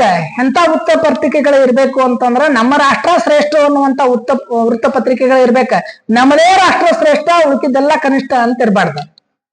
ನಮ್ದೇ ರಾಷ್ಟ್ರ ಶ್ರೇಷ್ಠ ಅಂದ್ರ ನಾನೊಬ್ಬನೇ ಶ್ರೇಷ್ಠ, ನಾನೊಬ್ಬನೇ ಶಾಣೆ, ನಾನೊಬ್ಬಳೇ ಶಾಣೆ, ನನ್ನಷ್ಟು ಯಾರು ಶಾಣೆ ಇಲ್ಲ ಅಂತಂದಾಗ ಉಳಿದವರೆಲ್ಲ ನೋಡಾಕಿಗೆ ಎಷ್ಟು ಸೊಕ್ ಬಂದಿತ್ತು, ನೋಡಿ ಆಕಿನ ಅನ್ಕೊಂಡಾಳ, ಆಕಿನ ಏನ್ ಅನ್ಕೊಂಡಾಳ ಅನ್ನುವಂತ ಭಾವನೆ ಬೆಳಿತೈತಿ. ಹೀಗಾಗಿ ವೃತ್ತಪತ್ರಿಕೆಗಳು ಏನ್ ಮಾಡಿದ್ವು ಅಂತಂದ್ರ ರಾಷ್ಟ್ರಗಳ ಮಧ್ಯೆ ಬಾಂಧವ್ಯ ಬೆಳೆಸಬೇಕಾಗಿತ್ತು. ಹೌದಲ್ಲ, ರಾಷ್ಟ್ರಗಳ ಮಧ್ಯೆ ಬಾಂಧವ್ಯ ಬೆಳೆಸಬೇಕಾಗಿತ್ತು. ಚೆನ್ನಾಗಿ ಮಾತಾಡ್ಕೊಂತ ಹೋದ್ರೆ ಸಮಸ್ಯೆ ಬರೋದೇ ಇಲ್ಲ. ಚೆನ್ನಾಗಿ ಮಾತಾಡಿದ್ರು ಸುಳ್ಳು ಹೇಳಿದ್ರೆ ಅಂದ್ರೆ ಮತ್ತೊಬ್ರು ಅವ್ರು ಬಾಳ್ ಚಲೋ ಅದಾರ ಅಂತ ಇವ್ರು ಹೇಳ್ಯಾರ. ಬಟ್ ಇವ್ರು ಹೇಳುವಾಗ ಇವ್ರು ಬಾಳ್ ಚಲೋ ಅದಾರ ಅಂತ ನಾ ಇವ್ರಿಗೆ ಹೇಳಿ, ಅವ್ರು ಹೇಳುವಾಗ ಏನಾದ್ರು ನಿಮ್ ಬಗ್ಗೆ ಬಾಳ್ ಕೆಟ್ಟ ಹೇಳಾಕ್ತಾರೆ ಅಂತ ಹೇಳ್ಬಿಟ್ರು. ಏನಾಗ್ತದೆ, ವೈಷಮ್ಯ ಬೆಳೀತದ ಅಂತ. ಇಲ್ಲಿ ಪತ್ರಿಕೆಗಳು ಏನ್ ಮಾಡಿದ್ವು ಅಂತಂದ್ರೆ ರಾಷ್ಟ್ರಗಳ ಮಧ್ಯೆ ಪ್ರೀತಿ ಬಾಂಧವ್ಯ ಬೆಳೆಸಬೇಕಾಗಿತ್ತು. ಬಟ್ ಅವು ಪ್ರೀತಿ ಬಾಂಧವ್ಯ ಬೆಳೆಸಲಿಲ್ಲ. ಅವು ರಾಷ್ಟ್ರಗಳ ಮಧ್ಯೆ, ರಾಜ್ಯಗಳ ಮಧ್ಯೆ ವೈಷಮ್ಯಗಳನ್ನ ಬೆಳೆಸಾಕತ್ತು, ಸಂಶಯವನ್ನ ಬೆಳೆಸಾಕತ್ತು, ಭೀತಿಯನ್ನ ಬೆಳೆಸಾಕತ್ತು. ಮತ್ತೆ ಜನರು ವೃತ್ತಪತ್ರಿಕೆಗಳನ್ನು ಓದ್ತಾರೆ. ಚಲೋ ಓದಿದ್ರೆ ಚಲೋ ಇರ್ತಾರ, ಕೆಟ್ಟದ್ದು ಓದಾಕತ್ರ ಅಂದ್ರೆ ಕೆಟ್ಟದ್ದಾಗ್ತದ. ಸೀರಿಯಲ್ಗಳನ್ನ ನೋಡಿ ನೋಡಿ ನೋಡಿ ನೋಡಿ ಲೈಫ್ ಎಲ್ಲ ಸೀರಿಯಲ್ ಆಗ್ಬಿಟ್ಟೈತಿ. ರೀಲ್ಸ್ ನೋಡಿ ನೋಡಿ ನೋಡಿ ನೋಡಿ ರಿಯಲ್ ಲೈಫ್ ಎಲ್ಲ ಕಳ್ಕೊಂಡ್ ಬಿಟ್ಟೈತಿ. ನೋಡ್ರಿ, ವೃತ್ತಪತ್ರಿಕೆಗಳು, ಮಾಧ್ಯಮಗಳು ನಮ್ಗೆ ಏನ್ ಹೇಳ್ತಾವೋ ನಾವು ಅದನ್ನ ಅಡಾಪ್ಟ್ ಮಾಡ್ಕೊಳಕ್ ಹೋಗ್ತೀವಿ. ಯಾರ ಸಿಟ್ಟಿಗೆ ಬಂದಾಗ ಸಮಾಧಾನದ ಕೇಳಿದೀವಿ ಅಂತಂದ್ರೆ ಸಿಟ್ಟಿಗೆ ಬಂದಾಗ ಸಮಾಧಾನ ಆಗ್ಬೇಕು ಅನ್ನೋದು ನಮ್ಗೆ ಗೊತ್ತಾಗ್ತೈತಿ. ಸಿಟ್ಟಿಗೆ ಪ್ರತಿ ಸಿಟ್ಟು ಮಾಡ್ಕೊಂಡ್ರಿ ಅಂತಂದ್ರೆ ನೀ ಯಾಕೆ ಸುಮ್ ಕೊಡ್ತೀವಿ ಅನ್ಕೊಂಡ್ ಅಂತೇಳಿ ರೀಲ್ಸ್ ನೋಡ್ಬಿಟ್ರಿ ಅಂದ್ರೆ ನೀವು ಯಾರೇನಾದ್ರು ಸುಮ್ ಕುಂದ್ರೋದೇ ಇಲ್ಲ. ಅದಕ್ಕೆ ವೃತ್ತಪತ್ರಿಕೆಗಳ ಕೆಲಸ ಏನಾಗಿತ್ತು ಅಂತಂದ್ರೆ ರಾಷ್ಟ್ರಗಳ ಮಧ್ಯೆ, ರಾಜ್ಯಗಳ ಮಧ್ಯೆ ಬಾಂಧವ್ಯ ಬೆಳೆಸಬೇಕಾಗಿತ್ತು. ಅದು ಬೆಳೆಸೋದಿಲ್ಲ. ದ್ವೇಷ, ವೈಷಮ್ಯ, ಅಸೂಯೆ, ಸಂಶಯ, ಭೀತಿಯನ್ನ ಬೆಳೆಸ್ತಕ್ಕಂಥ ಕೆಲಸಗಳನ್ನ ಮಾಡ್ತದೆ. ನಾವ್ ಹೇಳ್ತೇವೆ ಉತ್ಕೃತವಾದ ರಾಷ್ಟ್ರಾಭಿಮಾನ ದುರಾಭಿಮಾನಕ್ಕೆ ಕಾರಣ ಆಗ್ತದ ಅಂತ, ದ್ವೇಷಕ್ಕೆ ಕಾರಣ ಆಗ್ತದೆ. ಉತ್ಕೃತವಾದ ಇತ್ತಂದ್ರ ಬಹಳ ಅತಿ ಹೆಚ್ಚು ಉತ್ಕೃಷ್ಟವಾದ ಇರಬಾರ್ದು ಅಂತ. ಇಲ್ಲಿ ವೃತ್ತಪತ್ರಿಕೆಗಳು ಏನಪ್ಪಾ ಅಂತಂದ್ರೆ ವಿದೇಶಗಳ ಬಗ್ಗೆ ವೈರತ್ವವನ್ನ ಬೆಳೆಸಕ್ ಪ್ರಾರಂಭವಾಯಿತು. ಒಂದು ರಾಷ್ಟ್ರ ಭಾರತ ಪಾಕಿಸ್ತಾನದ ಬಗ್ಗೆ ವೈಷಮ್ಯದ ಪತ್ರಿಕೆಗಳನ್ನ ಹೇಳೋದು, ಪಾಕಿಸ್ತಾನ ಭಾರತದ ಬಗ್ಗೆ ವೈಷಮ್ಯದ ವಿಷಯಗಳನ್ನ ಪತ್ರಿಕೆಗಳಿಗೆ ಹೇಳೋದು. ಭಾರತೀಯರು ಅಲ್ಲಿ ಪಾಕಿಸ್ತಾನದ ಪತ್ರಿಕೆಗಳನ್ನ ಓದಿ ಪಾಕಿಸ್ತಾನದ ಮೇಲೆ ವೈಷಮ್ಯ ಸಾರಿಸೋದು. ಪಾಕಿಸ್ತಾನದಲ್ಲಿರುವಂತವ್ರು ಭಾರತದಾಗಿದ್ದವರು ಭಾರತದ ಪತ್ರಿಕೆಗಳನ್ನ ಓದಿ ಭಾರತದ ಮೇಲೆ ವೈಷಮ್ಯ ಸಾರಿಸೋದು. ಎರಡು ಕಡೆ ಎರಡು ರಾಷ್ಟ್ರದಾಗಿದ್ದೇ ಇರ್ತಾರೆ. ಅಂದ್ರೆ ವೃತ್ತಪತ್ರಿಕೆಗಳ ಕೆಲಸ ಏನಾಗಿದ್ದು ಅಂದ್ರೆ ಆ ಸಂದರ್ಭದೊಳಗ ದ್ವೇಷ ಭಾವನೆಯನ್ನ ಬೆಳೆಸುವಾಗಿದ್ದು, ದ್ವೇಷ ಭಾವನೆ ಬೆಳೆಸೋದ್ರ ಜೊತೆ ಹುಚ್ಚು ರಾಷ್ಟ್ರಾಭಿಮಾನವನ್ನ ಬೆಳೆಸ್ತು. ಹುಚ್ಚು ರಾಷ್ಟ್ರಾಭಿಮಾನ ಬೆಳೆಸಿದ್ದೇ ಏನಪ್ಪಾ ಅಂದ್ರೆ ಮೊದಲನೇ ಮಹಾಯುದ್ಧಕ್ಕೆ ಕಾರಣ ಆಗ್ತದ. ನಾವೆಲ್ಲರೂ ಹೇಳ್ತೀವಿ, ನಾವೆಲ್ಲರೂ ಏನ್ ಹೇಳ್ತೀವಿ ಅಂದ್ರ ವಸುದೈವ ಕುಟುಂಬಕಂ, ಅದಲ್ಲ ನಾವೆಲ್ಲರೂ ಹೇಳೋದು ವಸುದೈವ ಕುಟುಂಬಕಂ. ನಾವೆಲ್ಲರೂ ಹೇಳೋದು ಸಾರಿ ಉಮ್ಮತ್ ಕೆ ಲಿಯೆ, ಎಲ್ಲರಿಗಾಗಿ, ವಿಶ್ವ ಮಾನವರಿಗಾಗಿ, ಮನುಷ್ಯರಿಗಾಗಿ. ಏನಾರೇ ಆಗು ಮೊದಲು ಮನುಷ್ಯ ಆಗು, ಮಾನವ ಆಗು. ಬಟ್ ಆದ್ರೂ ನಾವು ಒಬ್ರಿಗೊಬ್ರು ಜಾತಿ ವೈಷಮ್ಯ ಧರ್ಮ ಇವೆಲ್ಲ ಧರ್ಮ ಇಟ್ಕೊಂಡು ಏನಪ್ಪಾ ಅಂದ್ರೆ ಕಿತ್ತಾಡ್ಕೊಂತಿರ್ತೀವಿ. ಎಲ್ಲಾ ಧರ್ಮದಾಗ ಹೇಳಿದ ಸಾರ ಒಂದೇ, ಬಟ್ ನಾವು ಅದನ್ನ ಹೇಳೋದಿಲ್ಲ. ವೈಷಮ್ಯವನ್ನ ಬಿತ್ತಕ್ಕಂತ ಕೆಲಸ ಮಾಡ್ತೀವಿ. ಅದೇ ವೈಷಮ್ಯ ಮತ್ತೆ ಏನಂಬುದು ಮೊದಲೇ ಮಹಾಯುದ್ಧಕ್ಕೆ ಕಾರಣ ಆಗ್ತದೆ. ಇನ್ನೊಂದು ಬಹಳ ಮುಖ್ಯವಾಗಿರ್ತಕ್ಕಂಥ ಕಾರಣ ಅಂತಂದ್ರ ಅಂತಾರಾಷ್ಟ್ರೀಯ ಸಂಸ್ಥೆಗಳ ಕೊರತೆ. ಅಂತಾರಾಷ್ಟ್ರೀಯ ಸಂಸ್ಥೆಗಳ ಕೊರತೆ.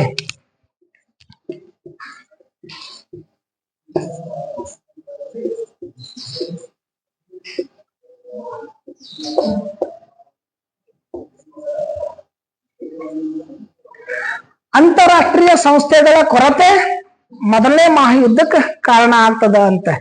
ಯುದ್ಧ ಪ್ರಾರಂಭವಾಗುವ ಮೊದಲು ರಾಷ್ಟ್ರ ಮತ್ತು ಅಂತಾರಾಷ್ಟ್ರೀಯ ಮಟ್ಟದಲ್ಲಿ ಏನಾದ್ರೂ ಸಮಸ್ಯೆಗಳು ಇದ್ದು ಅಂತಂದ್ರೆ ಆ ಸಮಸ್ಯೆಗಳನ್ನ ಬಗೆಹರಿಸೋ ಸಲುವಾಗಿ ಒಂದು ಅಂತಾರಾಷ್ಟ್ರೀಯ ಸಂಸ್ಥೆ ಇರಬೇಕಾಗಿತ್ತು. ಅಂತಾರಾಷ್ಟ್ರೀಯ ಸಂಸ್ಥೆಗಳು ಇಲ್ಲದೆ ಹೋದಾಗ ಸಮಸ್ಯೆಗಳು ಮತ್ತಷ್ಟು ಬಿಕ್ಕಟ್ಟಿಗೆ ಬಂದು ಅಲ್ಲಿ ಏನಪ್ಪಾ ಅಂದ್ರೆ ವೈಮನಸ್ಸುಗಳು, ದ್ವೇಷ, ಅಸೂಯೆ, ಕಿಚ್ಚಾಟ, ಯುದ್ಧ, ಮಹಾಯುದ್ಧಗಳು ಆಗ್ತಾವಂತ. ನಾವು ಕುಟುಂಬವನ್ನ ಇಟ್ಕೊಳ್ಳೋಣ. ಕುಟುಂಬದ ಯಜಮಾನ ಇಲ್ಲದೆ ಹೋದ್ರೆ ಕುಟುಂಬ ಏನಪ್ಪಾ ಅಂದ್ರೆ ಸಂಪೂರ್ಣವಾಗಿ ಛಿದ್ರ ಆಗಿಬಿಡ್ತದ ಅಂತ. ಎಲ್ಲಾ ಮಕ್ಕಳು ಕಿತ್ತಾಟ ಮಾಡಕ್ ಪ್ರಾರಂಭ ಆಗ್ತಾರೆ. ಆಧಾರ ಸ್ತಂಭ ಬೇಕಲ್ಲ, ಒಂದ್ ಹೆಡ್ ಅನ್ನೋದೇನಿದೆಯಲ್ಲ, ನಾಯಕ ಅನ್ನೋದೇನಿದೆಯಲ್ಲ, ನಾಯಕತ್ವ ಅಥವಾ ನಾಯಕ ಅನ್ನೋದು ಬೇಕಾಗ್ತೈತಿ. ಇಲ್ಲಿ ಇಲ್ಲದೆ ಇರೋದ್ರಿಂದ ಏನಪ್ಪಾ ಅಂತಾರೆ ಅಂತಾರಾಷ್ಟ್ರೀಯ ಸಂಬಂಧಗಳನ್ನ ಶಾಂತಿಯುತವಾಗಿ ಬಗೆಹರಿಸೋದ್ ಸಲುವಾಗಿ ಯಾರು ಮುಂದಾಗೋದಿಲ್ಲ. 1914 ಮೊದಲನೇ ಮಹಾಯುದ್ಧದಕ್ಕಿಂತ ಪೂರ್ವದಲ್ಲಿ ಏನೇನೆಲ್ಲ ಬಿಕ್ಕಟ್ಟುಗಳಿದ್ವಲ್ಲ ಆ ಬಿಕ್ಕಟ್ಟುಗಳನ್ನ ಬಗೆಹರಿಸಬೇಕು ಅಂತೇಳಿ ಶಾಂತಿಯುತವಾಗಿ ಬಗೆಹರಿಸ್ಕೊಳ್ಬೇಕು, ಕುಂತ್ ಮಾತಾಡ್ಬೇಕು, ಚರ್ಚೆ ಮಾಡ್ಬೇಕು. ಏನಾರೇ ಇದ್ರೆ ಇಲ್ಲೇ ಬಗೆಹರಿಸೋಣ ಅಂತ ಯಾವ ರಾಷ್ಟ್ರಗಳು ಮುಂದ್ ಬರೋದಿಲ್ಲ. ಎಲ್ಲಾ ರಾಷ್ಟ್ರಗಳು ಏನ್ ಕಲ್ಪನೆ ಅಂತಂದ್ರೆ ಅವ್ರು ಕೊಡ್ಲಿಲ್ಲ ಕಸಗಳನ್ನ ಯುದ್ಧ ಮಾಡ್ಬಿಡೋಣ, ಶಾಂತಿ ರೀತಿಯಿಂದ ಬಗೆಹರಿಸೋ ಪ್ರಶ್ನೆ ಏನೈತಿ. ಅದಕ್ಕೆ ಇವತ್ತಿಗೂ ಏನೆಲ್ಲ ಕೋರ್ಟ್ದ ಕೇಸ್ಗಳದಾವಲ್ಲ ಆ ಎಲ್ಲಾ ಕೋರ್ಟ್ಗಳ ಕೇಸ್ ಏನದಾವ ಅಂತಂದ್ರ ಎಲ್ಲಾ ಕೋರ್ಟ್ಗಳಲ್ಲಿ ಕೇಸ ಶಾಂತಿಯುತವಾಗಿ ಬಗೆಹರದ ಕೇಸ್ ಕೋರ್ಟಿಗೆ ಹೋಗ್ಯಾವ, ಏನೂ ಆಗೋದಿಲ್ಲ. ಅದಕ್ಕೆ ಹೇಳ್ತಾರಲ್ಲ ಜಗತ್ತಿನೊಳಗ ಅತ್ಯಂತ ಶ್ರೇಷ್ಠವಾಗಿರ್ತಕ್ಕಂಥದ್ದು ಮತ್ತು ಒಳ್ಳೆಯ ಬಯಸೋ ವೃತ್ತಿ ಅಂತಂದ್ರೆ ಶಿಕ್ಷಕ ಒಂದೇ ಅಂತ. ಡಾಕ್ಟರ್ ಏನ್ ಬಯಸ್ತಾರ? ಡಾಕ್ಟರ್ ಏನ್ ಬಯಸ್ತಾನಂತಂದ್ರೆ ದೇವ್ರಿಗೆ ಬಡ್ಕಂತಾನ, ದೇವ್ರ ರೋಗಿಗಳನ್ನ ಸೃಷ್ಟಿ ಮಾಡು, ಹೌದಲ್ಲ? ಮತ್ತೆ ಒಳ್ಳೇದ್ ಬಯಸ್ತಾನ, ರೋಗಿಗಳನ್ನ ಸೃಷ್ಟಿ ಮಾಡು. ಹೌದು. ಶ್ರೀಮಂತ ಏನ್ ಬಯಸ್ತಾನ? ಬಡವರನ್ನ ಸೃಷ್ಟಿ ಮಾಡು, ಅವ್ರು ನಮ್ಮ ಮನೆ ಕೆಲ್ಸಕ್ಕೆ ಬರಂಗ್ ಮಾಡು. ರಾಜಕಾರಣಿಗಳು ಏನ್ ಬಯಸ್ತಾರ? ದರಡ್ಡರನ್ನ ಸೃಷ್ಟಿ ಮಾಡು, ನಮಗ್ ಓಟ್ ಹಾಕಬೇಕು ಕೇಳಿದಲ್ಲಿ. ಇಂಜಿನಿಯರ್ಗಳು ಏನಂತಾರ? ಅನಕ್ಷರನ್ನ ಸೃಷ್ಟಿ ಮಾಡು, ನಮ್ಮ ಮನೆ ಕಟ್ಟಕ ಗೌಂಡಿಗಳು ಇರ್ಬೇಕು, ಅದೆಲ್ಲ ಕೆಲ್ಸಕ್ಕೆ ಬರೋರು ಇರ್ಬೇಕು. ಎಲ್ಲರೂ ಕೇಳ್ದದೆ. ಸ್ವಾಮಿಗಳು, ಪೂಜಾರಿಗಳು, ಮುಲ್ಲಗಳು, ಮುಜಾರಿಗಳು ಏನ್ ಮಾಡ್ತಾರ? ಭಕ್ತರನ್ನ ಸೃಷ್ಟಿ ಮಾಡು, ಅವ್ರು ನಮಗ ಏನಾರ ಕೊಡ್ಬೇಕು. ಅದಕ್ಕೆ ಹೇಳ್ತಲ್ಲ ಜಗತ್ತಿನೊಳಗೆ ಶಿಕ್ಷಕ ಒಬ್ಬನೇ. ದೇವ್ರಿಗೆ ಬಿಡ್ಕೊಳ್ಳೋದೇನಂತಂದ್ರ ನಮ್ಮ ಹುಡುಗರಿಗೆ, ನಮ್ಮ ವಿದ್ಯಾರ್ಥಿಗಳಿಗೆ, ನಮ್ಮ ಶಿಷ್ಯರಿಗೆ ಒಳ್ಳೇದ್ ಮಾಡು, ಜಾಂಡ್ರ ಮಾಡು, ದೊಡ್ಡ ಹುದ್ದೆದಾಗ ಹೋಗ್ಲಿ, ಚಲೋ ಮಾರ್ಕ್ಸ್ ತಗೊಳ್ಳಿ. ಯಾವ ಶಿಕ್ಷಕ ಬಯಸ್ತಾನೆ ಫೇಲ್ ಆಗ್ಲಿ, ಅವ್ರ ನಮ್ಮ ಮನೆಗೆ ಕೆಲ್ಸಕ್ಕೆ ಬರ್ಲಿ, ಇಲ್ಲ ಒಟ್ಟ ಬಯಸೋದಿಲ್ಲ ಅಂತ. ಅದಕ್ಕೇನಪ್ಪಾ ಅಂತಂದ್ರೆ ಇಲ್ಲಿ ಇದು ಯಾಕಂತಂದ್ರ ಶಿಕ್ಷಕನ ಸ್ಥಾನ ಏನಂತಂದ್ರೆ ಎಲ್ಲ ವಿದ್ಯಾರ್ಥಿಗಳಿಗೆ ಶಿಕ್ಷಕ ಅಂತ. ಅಂತಾರಾಷ್ಟ್ರೀಯ ಸಂಸ್ಥೆಗಳು ಮುಖ್ಯವಾಗಿ ಗಮನಿಸಬೇಕಾಗಿದ್ದ ಅಂತಾರಾಷ್ಟ್ರೀಯ ಸಂಸ್ಥೆಗಳು ಅಥವಾ ಮುಖ್ಯಸ್ಥ ಯಾಕೆ ಬೇಕು ಅಂತಂದ್ರೆ ಸಮಸ್ಯೆಗಳಿದ್ದಾಗ ಸಮಸ್ಯೆಗಳನ್ನ ಬಗೆಹರಿಸೋದ್ರ ಸಲುವಾಗಿ ಅಂತಾರಾಷ್ಟ್ರೀಯ ಸಂಸ್ಥೆಗಳು ಬೇಕಾಗಿದ್ದು, ಅಂತಾರಾಷ್ಟ್ರೀಯ ಸಂಸ್ಥೆಗಳು ಇಲ್ಲದೆ ಇರೋದ್ರಿಂದ ದೇಶಗಳ ಮಧ್ಯೆ, ರಾಜ್ಯಗಳ ಮಧ್ಯೆ ದ್ವೇಷ, ಅಸೂಯೆ, ಸಂಶಯ, ವಿವಾದಗಳು ಉಂಟಾದು. ಈ ವಿವಾದಗಳೇ ಮುಂದೆ ಏನಪ್ಪಾ ಅಂತಂದ್ರೆ ಪರಸ್ಪರ ಕೊಲೆಗಳಿಗೆ ಹೋದು ಯುದ್ಧಗಳನ್ನ ಬಗೆಹರಿಸದೇ ಇರುವಂತ ಸಂದರ್ಭ ಬಂದಾಗ ಅದು ಮಹಾಯುದ್ಧಕ್ಕೆ ಹೋಗ್ತದೆ.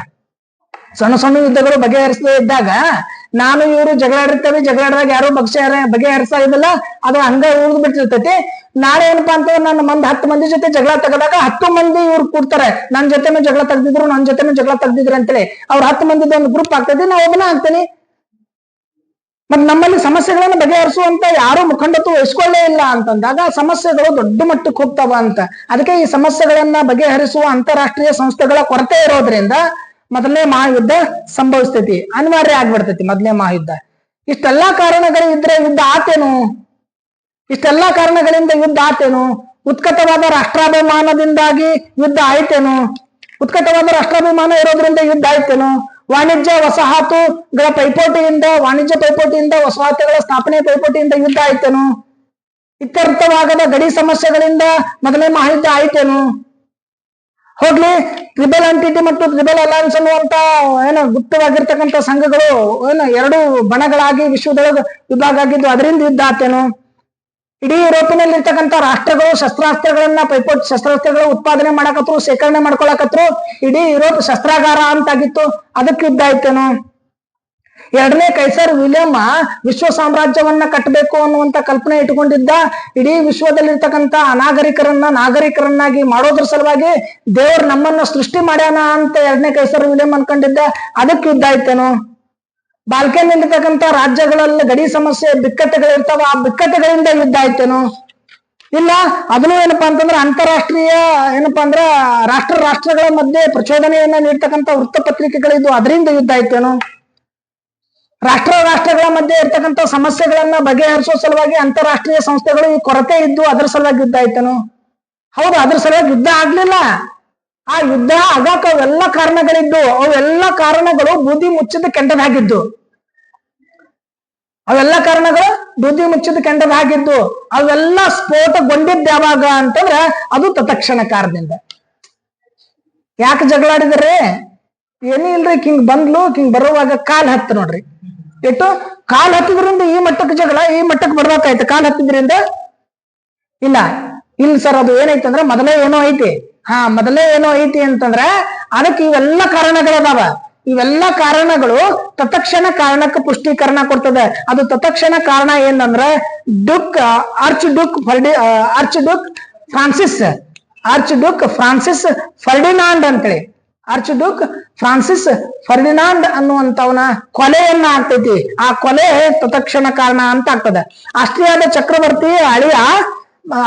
ಚಕ್ರವರ್ತಿ ಅಳಿಯ ಚಕ್ರವರ್ತಿ ನಂತರ ಸಿಂಹಾಸನಕ್ಕೆ ಬರಬೇಕಾಗಿರ್ತಕ್ಕಂಥ ಉತ್ತರಾಧಿಕಾರಿ ಆಗಿರ್ತಕ್ಕಂಥ ಆರ್ಚ್ ಡುಕ್ ಫ್ರಾನ್ಸಿಸ್ ಫರ್ಡಿನಾಂಡ್ ಮತ್ತು ಆತನ ಹೆಂಡತಿ ಇಬ್ರು ಕೂಡಿಸಿ ಬೋಸ್ನಿಯಾದ ರಾಜಧಾನಿ ಸರ್ಜೋವಾ ಅನ್ನುವಂತ ಒಂದು ನಗರಕ್ಕೆ ಬಂದಿರ್ತಾರ. ಮಿಲಿಟರಿಯನ್ನ ಪರಿಶೀಲನೆ ಮಾಡ್ಬೇಕು ಅಂತ ಅಲ್ಲಿ ಬಂದಿರ್ತಾರ. ಆ ಸಂದರ್ಭದೊಳಗ ಸರ್ಬಿಯಾದ ಒಬ್ಬ ತರುಣ ವಿದ್ಯಾರ್ಥಿ ಗವ್ರಿಲ್ಲೋ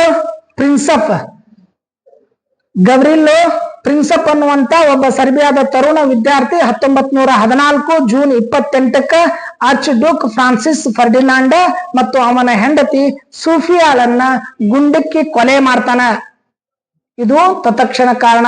ಇವೆಲ್ಲ ಕಾರಣಗಳು ಹಂಗೆ ಇದ್ದು ಈ ಒಂದು ಕಾರಣಕ್ಕಾಗಿ ಬೂದಿ ಮುಚ್ಚಿದ ಕೆಂಡದ ಹಾಗಿರುವ ಎಲ್ಲ ಕಾರಣಗಳು ಸ್ಫೋಟಗೊಂಡು. ಬೂದಿ ಮುಚ್ಚಿದ ಕೆಂಡದ ಹಾಗೆ ಇರುವಂತ ಎಲ್ಲ ಏನಪ್ಪಾ ಅಂದ್ರೆ ಕಾರಣಗಳಿಂದಲೂ ಸ್ಫೋಟಗೊಂಡಿದ್ದಕ್ಕೆ ಮುಖ್ಯವಾದ ಕಾರಣ ತತ್ಕ್ಷಣ ಕಾರಣ ಅಂತಂದ್ರೆ ಸರ್ಬಿಯಾದ ಒಬ್ಬ ತರುಣ ವಿದ್ಯಾರ್ಥಿ ಗವ್ರಿಲ್ಲೋ ಪ್ರಿನ್ಸಿಪ್ ಅನ್ನುವಂತವ 1914 ಜೂನ್ 28ಕ್ಕ ಆರ್ಚ್ ಡುಕ್ ಫ್ರಾನ್ಸಿಸ್ ಫರ್ಡಿನಾಂಡ್ ಮತ್ತು ಆತನ ಹೆಂಡತಿ ಸೂಫಿಯಾಳನ್ನ ಅಂದ್ರ ಆಸ್ಟ್ರಿಯಾದ ಚಕ್ರವರ್ತಿಯ ಅಳಿಯ ಮತ್ತು ಮಗಳನ್ನ ಏನಪ್ಪಾ ಅಂದ್ರ ಕೊಲೆ ಮಾಡ್ತಾನ. ಆ ಕೊಲೆ ಮಾಡಿದ್ರ ಸಲುವಾಗಿ ಏನಪ್ಪಾ ಅಂದ್ರ ಮೊದಲನೇ ಮಹಾಯುದ್ಧ ಆಗ್ತದೆ. ಆ ಕೊಲೆ ಮಾಡಿದ್ದಕ್ಕಾಗಿ ಆಸ್ಟ್ರಿಯಾ ಕೇಳ್ತದ ಸರ್ಬಿಯಾವನ್ನ ಕೊಲೆ ಪಾತಕ ರಾಷ್ಟ್ರ ಅಂತ ಕರಿತೈತಿ. ಸರ್ಬಿಯಾಕ್ಕೆ ಕೇಳ್ತದ ಈ 48 ಗಂಟೆ ಒಳಗ ಕೊಲೆ ಮಾಡಿದ್ದಕ್ಕೆ ಕಾರಣ ತಿಳಿಸು ಅಂತೇಳಿ. ಕಾರಣ ತಿಳಿಸೋನ್ ಸರ್ಬಿಯಾ ಕೇಳ್ತದೆ. ಸರ್ಬಿಯಾ ಕಾರಣವನ್ನ ಕೊಡ್ತೈತಿ. ಆಸ್ಟ್ರಿಯಾ ಆ ಕಾರಣವನ್ನ ಒಪ್ಕೊಳ್ಳೋದಿಲ್ಲ. ಸರ್ಬಿಯಾವನ್ನ ಕೊಲೆ ಪಾತಕ ರಾಷ್ಟ್ರ ಅಂತ ಘೋಷಣೆ ಮಾಡ್ತೈತಿ. 1914 ಜುಲೈ 28ಕ್ಕೆ ಸರ್ಬಿಯಾದ ಮೇಲೆ ಆಸ್ಟ್ರಿಯಾ ಏನಪ್ಪಾ ಅಂದ್ರೆ ಯುದ್ಧವನ್ನ ಸಾರ್ತೈತಿ. ಮೊದಲನೇ ಮಹಾಯುದ್ಧ ಏನೈತಲ್ಲ ಆ ಮಹಾಯುದ್ಧ ಪ್ರಾರಂಭ ಆಗಿದ್ದು ಸರ್ಬಿಯಾದ ತರುಣ ವಿದ್ಯಾರ್ಥಿ ಗವ್ರಿಲ್ಲೋ ಪ್ರಿನ್ಸಪ್ ಅನ್ನುವಂತವ ಆಸ್ಟ್ರಿಯಾದ ಉತ್ತರಾಧಿಕಾರಿ ಆಗ್ಬೇಕನ್ನುವ ಚಕ್ರವರ್ತಿ ಅಳಿಯನಾಗಿರ್ತಕ್ಕಂಥ ಆರ್ಚ್ ಡ್ಯೂಕ್ ಫ್ರಾನ್ಸಿಸ್ ಫರ್ಡಿನಾಂಡ್ ಮತ್ತು ಆತನ ಹೆಂಡತಿ ಸೂಫಿಯಾಳ ಕೊಲೆ ಕೊಲೆ ಒಂದು ಕಾರಣ, ತತ್ಕ್ಷಣ ಕಾರಣ ಆಗ್ತೈತಿ. ಉಳಿದೆಲ್ಲ ಕಾರಣಗಳು ಅದಕ್ಕೆ ಪುಷ್ಟೀಕರಣ ಕೊಡ್ತಾವ. ಆಸ್ಟ್ರಿಯಾ 1914 ಜುಲೈ 28ಕ್ಕೆ ಸರ್ಬಿಯಾದ ಮೇಲೆ ಯುದ್ಧವನ್ನ ಸಾರ್ತೈತಿ. ಮೊದಲನೇ ಮಹಾಯುದ್ಧ ಪ್ರಾರಂಭ ಆಗ್ತೈತಿ. ಮೊದಲನೇ ಮಹಾಯುದ್ಧ ಹೇಗೆ ಪ್ರಾರಂಭ ಆಯ್ತು, ಏನೇನು ಘಟನೆಗಳು ಅದು ಅನ್ನೋದನ್ನ ನೆಕ್ಸ್ಟ್ ಮುಂದಿನ ಅವಧಿಯೊಳಗೆ